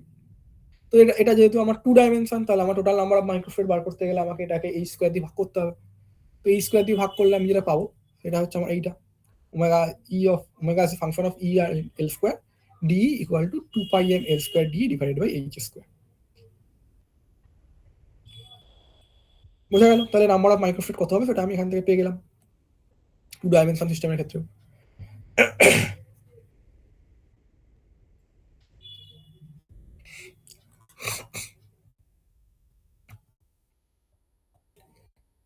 বোঝা গেল এই প্রবলেমটা বা এই দুটো প্রবলেম কি করে আমরা ফেস স্পেস ভলিউম ক্যালকুলেট করলাম, সেখান থেকে করে নাম্বার অফ মাইক্রোফিট বার করলাম। এখানে মোমেন্টামটার যে স্পেরিক্যাল সিমেট্রি আছে ওটা বুঝছি কি করে? স্ফেরিক্যাল সিমেট্রি নয়, মানে এখানে তো তোর মানে মোমেন্টামটা স্ফেরিক্যাল সিমেট্রি আছে এটা বলছি কি করে বলতে মানে মানে স্ফেরিক্যাল সিমেট্রি তো থাকবেই, মানে স্ফেরিক্যাল নয় ঠিক, এটা মানে তুই ওটাকে তো এতে নিয়ে যেতে পারিস না, তুই ওটাকে তোর কি বলে মানে মোমেন্টামটা কোঅর্ডিনেটটাকে তুই কার্টেসিয়ান থেকে প্লেন পোলারে কনভার্ট করতেই পারিস। এবার ওই যে কনভার্ট করলি ওটার কোনো নির্দিষ্ট একটা মানে মানে এটা হচ্ছে আইসোট্রপিক, এটার কোনো নির্দিষ্ট একটা ডিরেকশন ডিপেন্ডেন্স নেই। কেননা তোর ধর তুই একটা গ্যাস মানে ধর একটা কন্টেনার ধরে নে, কন্টেনারের মধ্যে তোর পার্টিকেলটা রয়েছে, তোর গ্যাস মলিকিউল রয়েছে, তো গ্যাস মলিকিউলগুলোর মধ্যে তো গ্যাস মলিকিউলগুলো যেদিক খুশি মানে ওটা যে একটা নির্দিষ্ট ডিরেকশন বরাবরই ওর মোমেন্টাম থাকবে, অন্য কোনো ডিরেকশন বরাবর থাকবে না এরকম তো নয়, ওটা তো যেদিক খুশি যেতে পারে।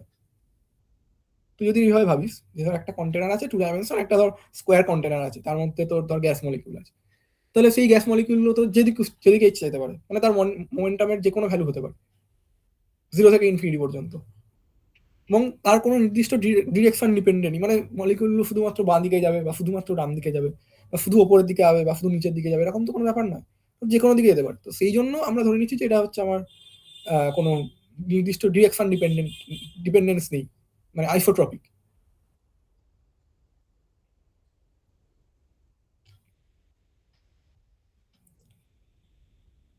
বুঝা গেল? তাহলে তো আমি একটা কিউবও কনসিডার করতে পারি ওখানে, মানে ওটাকে কার্টেসিয়ানই দিয়ে এখানে দিলাম। যেখানে ইচ্ছা, হ্যাঁ হ্যাঁ কার্টেসিয়ানও দেখতে পারিস, অসুবিধা কিছু নেই। আমি জাস্ট ওখানে যাচ্ছি তার কারণে আমার ক্যালকুলেশনে সুবিধা হবে বলে, কার্টেসিয়ানে করলে তাহলে তো ওরকম ইন্টিগ্রেশন তাহলে করতে হবে ডিপিএফ ডিপিওয়াই এর উপরে যে ইন্টিগ্রেশন, সেটা তো করতে হবে তাহলে সেই রকম লিমিট নিয়ে। আমি আচ্ছা জাস্ট এখানে কোঅর্ডিনেট ট্রান্সফর্ম করছি আমার যাতে ইন্টিগ্রেশন করতে সুবিধা হয় তার জন্য। আর আমি কেন করছি তার কারণ হচ্ছে আমার যেহেতু এখানে কোনো ডিরেকশন ডিপেন্ডেন্স বা এই আইসোট্রপি জিনিস নেই কোনো, সেই জন্য আমি জাস্ট পজিশন মানে আমি জাস্ট কোঅর্ডিনেট ট্রান্সফরমেশন করে আমি আমার ক্যালকুলেশনের সুবিধা করার জন্য করছি। যেমন আমরা করেছিলাম আইডিয়া মানে তোর কাইনেটিক থিওরি অফ গ্যাসের ক্ষেত্রে একই রকম জিনিস।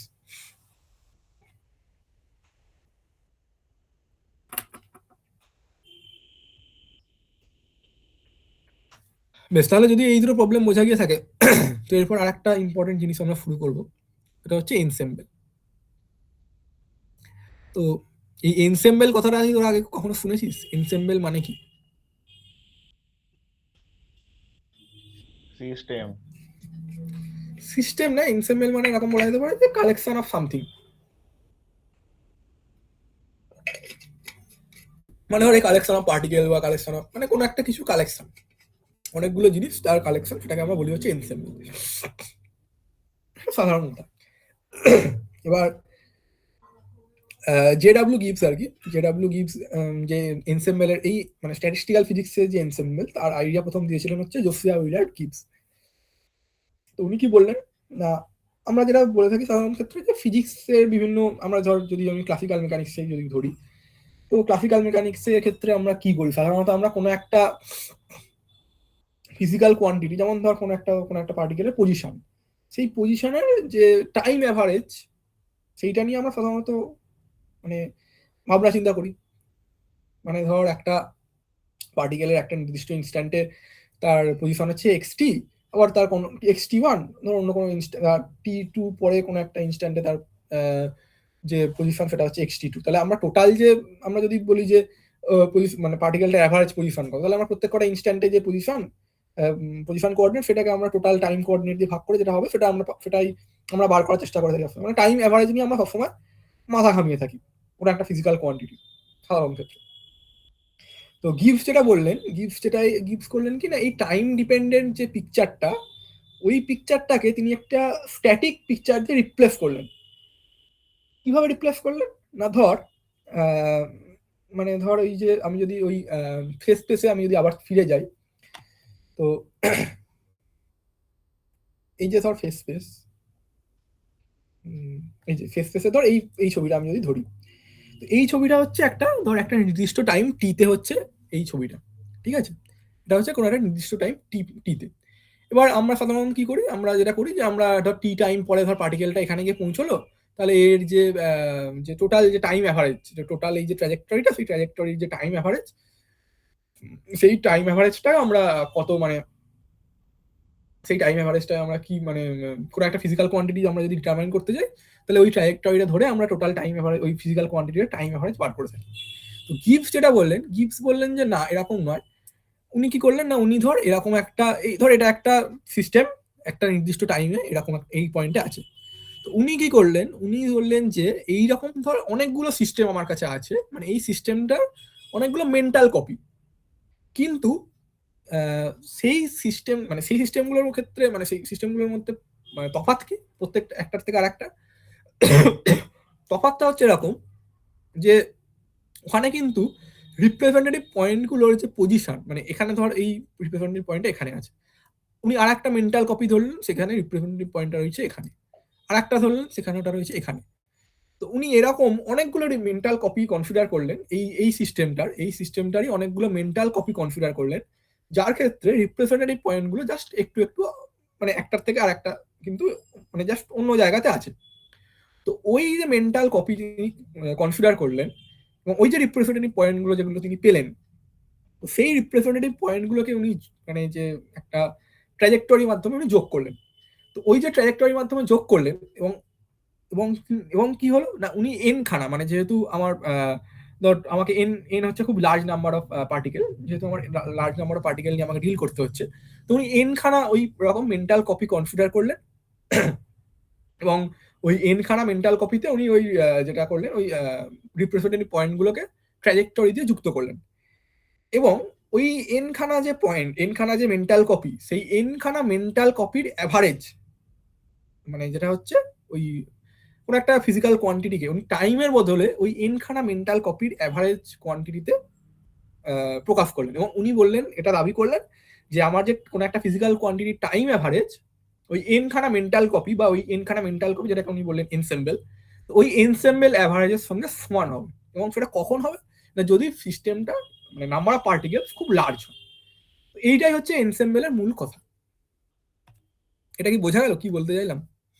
মানে ধর এরকম এরকম ধরনের কোন একটা পিকচার তিনি পেলেন এরকম, কিন্তু এটা কিন্তু টাইম মানে টাইমের সঙ্গে ইভলিউট করে মানে ইভলিউশন করে নয়, উনি কিন্তু একটাই কোন এক মানে একটাই টাইম ইনস্ট্যান্টে অনেকগুলো মেন্টাল কপি কনফিগার করলেন, যেগুলোর ক্ষেত্রে রিপ্রেজেন্টেটিভ পয়েন্টগুলোর পজিশন হচ্ছে আলাদা আলাদা, এবং ওই পজিশনগুলোকে উনি কানেক্ট করে একটা ফেস ট্র্যাজেক্টরি পেলেন, এবং সেই ট্র্যাজেক্টরিটার ওই এনসেম্বল মানে টোটাল নাম্বার যেটা কনফিগার করেছিলেন এন, তার অ্যাভারেজ মানে সেইটার রেসপেক্টে অ্যাভারেজ নিলেন, দিয়ে উনি বললেন যে ওইটা হচ্ছে আমার এনসেম্বল অ্যাভারেজ, এবং ওই এনসেম্বল অ্যাভারেজটা আমার টাইম অ্যাভারেজের সঙ্গে সেম হবে।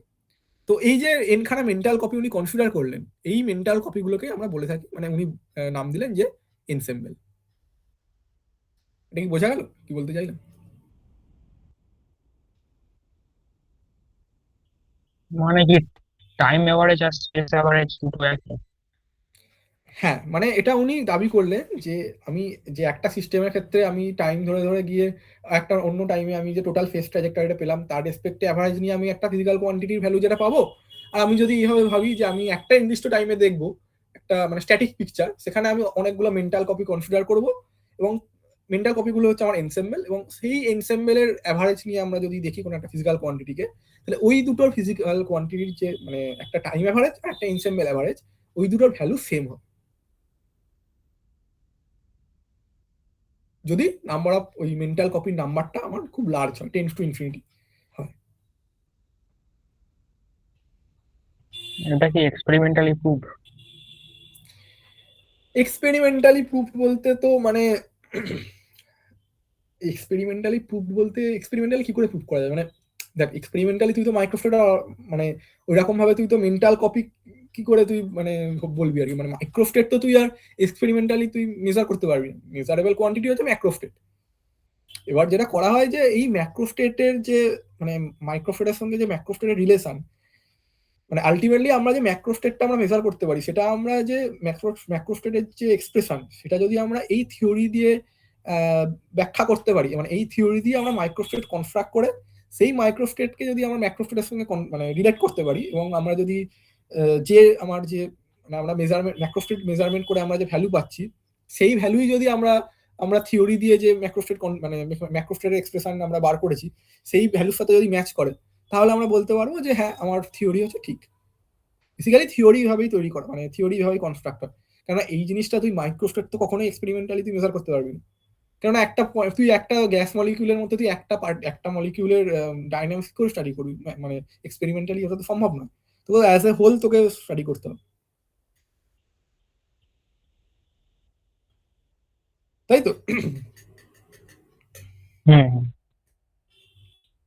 তো এটাই আমরা এখানে লিখেছি, মানে আমি জাস্ট এখানে লিখেছি, এটাও তোর ওই আইজনার এবং আগারওয়ালের যে বইটা আছে ওই বইটাতে খুব ভালোভাবে লেখা আছে। তো এটাই বা জাস্ট লেখা রয়েছে, তোরা কিন্তু ওই বইটা একবার ভালো করে পড়িস, মানে ওই অন্তত প্রথম 3-4 পাতা খুব ভালো করে একদম line by line word by word কিন্তু পড়িস, এটা খুব ভালো লেখা আছে। তো অ্যাকচুয়ালি সেটাই আমি মানে এখানে আমি সেটাই লিখেছি, যে এখানে আমি বলছি যে উনি ওই টাইম ডিপেন্ডেন্ট পিকচারটাকে একটা স্ট্যাটিক পিকচার দিয়ে রিপ্লেস করলেন, যেখানে entire phase line exist at one time, এটা আমি বললাম। তো তাহলে এই each phase point represents a separate system with the same macroscopic properties, তাহলে প্রত্যেক কটা যে ফেস পয়েন্ট সেগুলো সেপারেট সিস্টেমকে রিপ্রেজেন্ট করছে, কিন্তু তার ম্যাক্রোস্কোপিক প্রপার্টি হচ্ছে সেম, মানে ম্যাক্রোস্কোপিক প্রপার্টি হচ্ছে এন ভি আর ই, এগুলো হচ্ছে প্রত্যেকটার ক্ষেত্রে সেম, মানে ওগুলো হচ্ছে একটা microstate but a different microscopic state, মানে মাইক্রোস্টেট গুলো হচ্ছে ডিফারেন্ট কিন্তু ম্যাক্রোস্টেট হচ্ছে সেম। তো এই লার্জ নাম্বার অফ সিস্টেম যদি কনসিডার করে similar in structure to the system of interest but suitably randomise কথাটা কিন্তু ইম্পর্টেন্ট, মানে মানে যে আমরা large number of large number of mental copy আমরা এই জন্যই কনসিডার করছি যাতে আমরা সিস্টেমটাকে র্যান্ডম বানাতে পারি, কেননা আমরা তো স্ট্যাটিস্টিক্যাল মেকানিক্স পড়ছি, স্ট্যাটিস্টিক্যাল মেকানিক্সে তো এরকম কোনো অর্ডার কিছু থাকবে না, ওটা তো র্যান্ডম হয়ে যাবে, র্যান্ডম থাকবে। তো সেক্ষেত্রে আমরা টাইম এভারেজ নেওয়ার পরিবর্তে আমরা ওই আর্টিফিশিয়ালি যে ওই কনস্ট্রাক্টেড যে গ্রুপ সেগুলোর আমরা অ্যাভারেজ নিতে পারি। তো সেই যে গ্রুপ যেগুলো বা রেপ্লিকা যেগুলো সেগুলোকে আমরা বলে থাকি হচ্ছে এনসেম্বল, যেটা গিবস যেটা ধারণা দিয়েছিল। তো all the members of an ensemble which are identical in features like NVE are referred to as elements. মানে জাস্ট ওই মাইক্রোস্টেট যেগুলোর ম্যাক্রোস্টেট হচ্ছে সেম, কিন্তু মাইক্রোস্কোপিক স্টেট গুলো হচ্ছে আলাদা, তাদেরকে বলা হয় হচ্ছে এলিমেন্ট। তো আর একটা বলছে this elements though identical in structure are randomized in the sense that they differ from one another in the coordinates and momenta of individual molecules. That is, the elements differ in their unobservable microscopic states. মানে মাইক্রোস্টেট গুলো different কিন্তু ম্যাক্রোস্টেট গুলো same. তো এগুলো হচ্ছে আমাদের imaginary system. কিন্তু এই ইমাজিনারি সিস্টেম হলেও এই যে প্রত্যেক কটা যে এলিমেন্ট, প্রত্যেক কটা এলিমেন্ট কিন্তু ইন্ডিপেন্ডেন্ট। যেহেতু আমরা লার্জ নাম্বার অফ এলিমেন্ট আমরা কনসিডার করছি, এই প্রত্যেক কটা এলিমেন্ট হচ্ছে ইন্ডিপেন্ডেন্ট এবং ওরা লজ অফ মেকানিক্স কিন্তু ফলো করে। তো এগুলো জাস্ট এমনি লেখা, এগুলো অত কিছু না বুঝলেও চলবে। আসলে যেটা আমি বললাম যে কি করে উনি ওই এনসেম্বলের জিনিসটাকে, মানে এনসেম্বলের ধারণাটা কি করে দিলেন, সেই জিনিসটা ভালো করে বুঝতে পারলেই কিন্তু যথেষ্ট। তো এই এনসেম্বল জিনিসটা কি সেটা কি মোটামুটি বোঝা গেল কি করে উনি এনসেম্বলের আইডিয়াটা দিলেন, গিবস।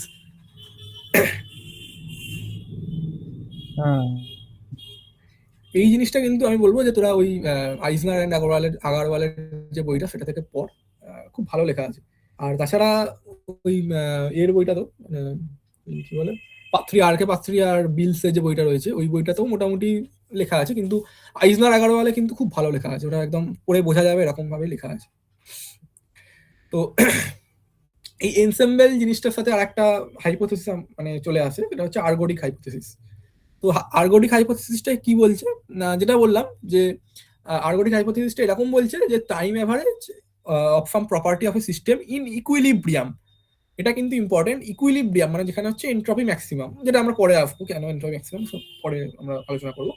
তো এই ইকুইলিব্রিয়ামের ক্ষেত্রে কিন্তু আমরা শুধুমাত্র ইকুইলিব্রিয়াম সিস্টেমে আমরা বলতে পারি যে ওই যেটা হচ্ছে যে time average is equal to instantaneous ensemble average, যেটা আমি আগে বলিনি, যেটা ইকুইলিব্রিয়াম কথাটা কিন্তু ইম্পর্টেন্ট। এটা হচ্ছে আর্গোডিক হাইপোথিসিস।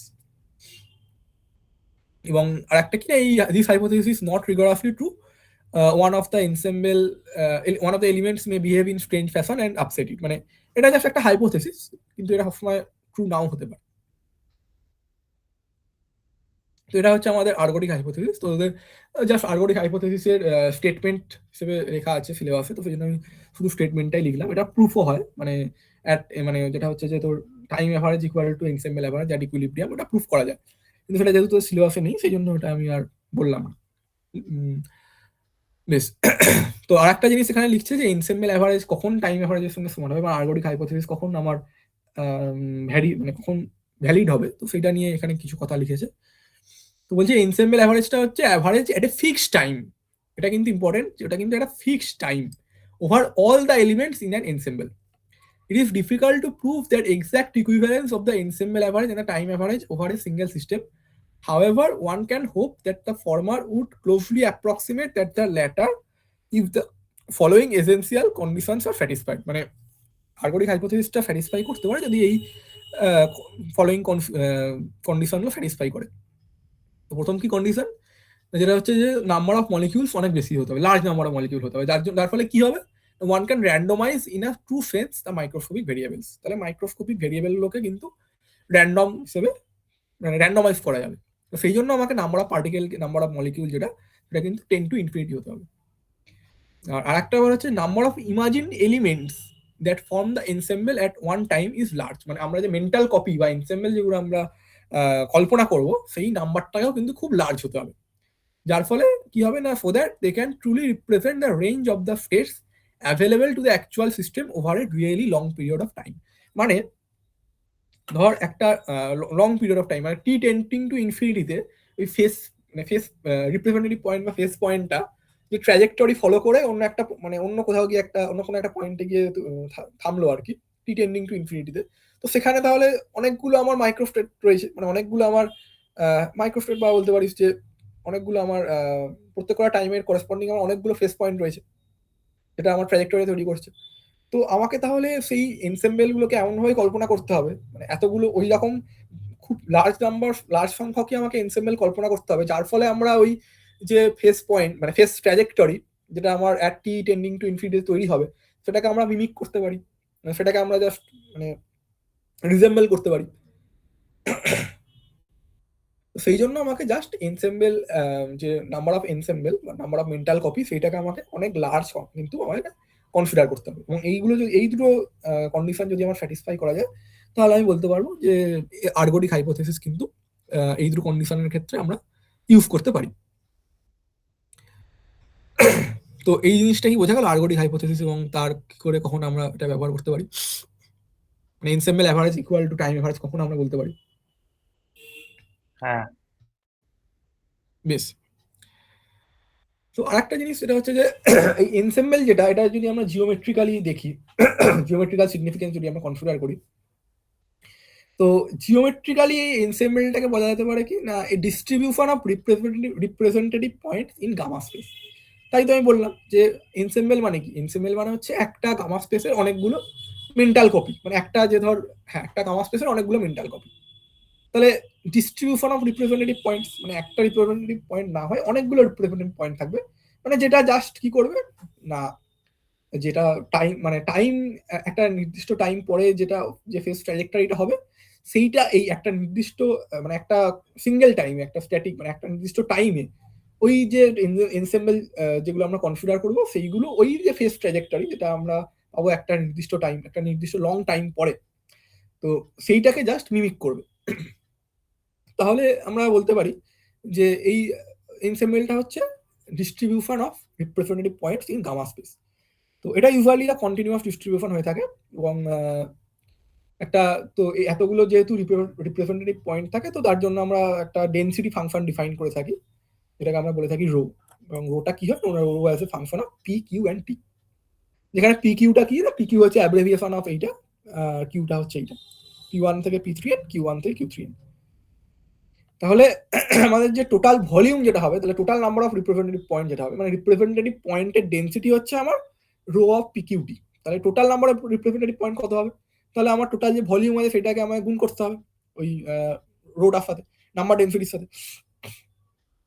তাহলে সেটা যদি আমরা করি তাহলে আমরা পাবো হচ্ছে এইটা rho P Q T D three N P D three N Q, এটা হচ্ছে আমার total number of representative points that at time t are contained in the infinitesimal volume element d3np d3nq of gamma space centered about the point pq.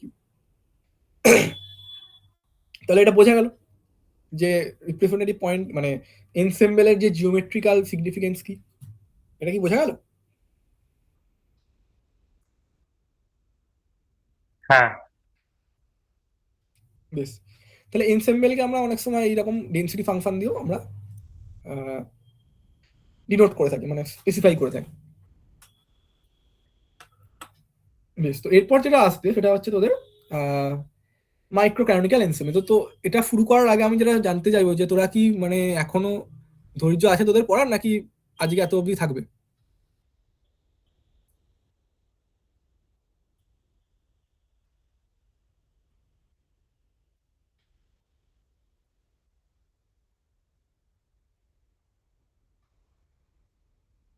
কেননা micro canonical ensemble বা এই জিনিসগুলো কিন্তু একটু মানে এটা শুরু করলে কিন্তু পুরোটা শেষ করতে হবে, সেই জন্য আমি বলছি। তোরা যদি বলিস যে আজকে এত দূর অবধি রাখতে তাহলে এত দূর অবধি থাকুক, যদি কালকে পড়তে চাস কালকে বাকিটা বলবো, এবার এটা তোদের তোদের ওপর।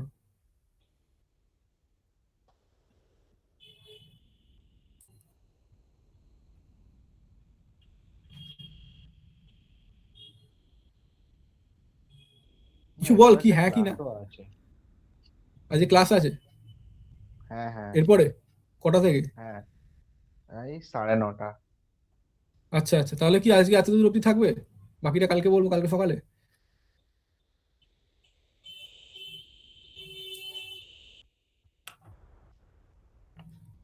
কেননা এটা শেষ করতে গেলে তো তো মানে শুরু করলে 9:30 বেজে যাবে হয়তো, কেননা এটা বড় আছে অনেকটাই। বেশ, তাহলে আজকে এত দূর অবধি থাক। বাকিদের কি কোনো আপত্তি আছে যদি আজকে এত দূর অবধি থাকে? মানে না, না। বেশ, বাকি আর যারা আছিস বল কিছু, যদি কোনো আপত্তি থাকে। কালকে সকালে তো 10টা হ্যাঁ থেকে ক্লাস ঠিক আছে আছে। মনে হয়, তাই তো? কালকে সকালে 10টা থেকে ক্লাস, তাই তো? হ্যাঁ হ্যাঁ বেশ, তাহলে হ্যাঁ আমরা বাকিটা তাহলে কালকেই আমরা দেখবো মাইক্রো ক্যানোনিক্যাল এনসেম্বল থেকে। তো আজকে আমি যেটা জানতে চাইবো, আজকে যেটুকু বললাম সেখানে কি কারোর কোনো অসুবিধা আছে? কিছু অসুবিধা থাকলে বল, কেননা এই জিনিসগুলো যেগুলো আমরা বললাম আজকে সেগুলো কিন্তু খুব ইম্পর্টেন্ট, মানে আইডিয়া গুলো বা কনসেপ্ট গুলো কিন্তু খুব ইম্পর্টেন্ট। এগুলো কিন্তু মানে ভালো করে বুঝতে হবে, পরবর্তীকালে কিন্তু মানে অনেক জায়গায় কাজে লাগবে। বিভিন্ন ইন্টারভিউতে কিন্তু এখান থেকে এই প্রশ্নগুলো কিন্তু ধরবে। কনসেপচুয়াল অঙ্ক তুই করে দিতে পারবি, অঙ্ক এমন কিছু নয়, এবং এখানকার এই স্ট্যাটিস্টিক্যাল মেকানিক্সের প্রবলেম করতে খুব ভালোই লাগে, মানে আমার অন্তত ভালো লাগতো আর কি। তো দেখবি অঙ্কগুলো করতে ভালোই লাগবে, কিন্তু মানে থিওরি যেটা, সেই জিনিসটা কি ক্লিয়ার হয়েছে?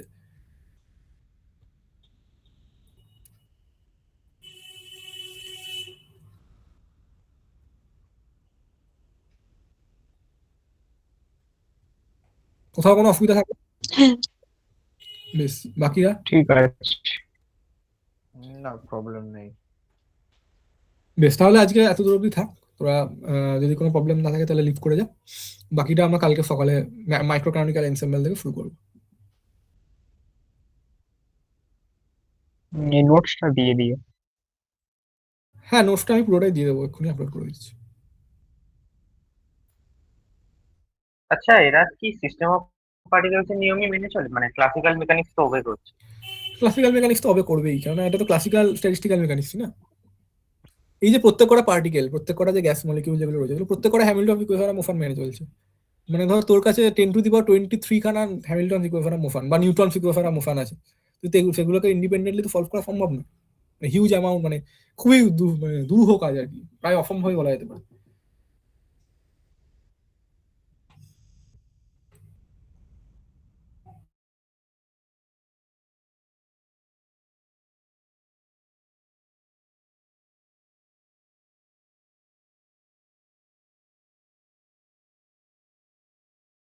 বেশ, তাহলে যদি কোনো অসুবিধা না থাকে আর, তাহলে তোরা লিভ করতে পারিস। আজকে এখানেই শেষ।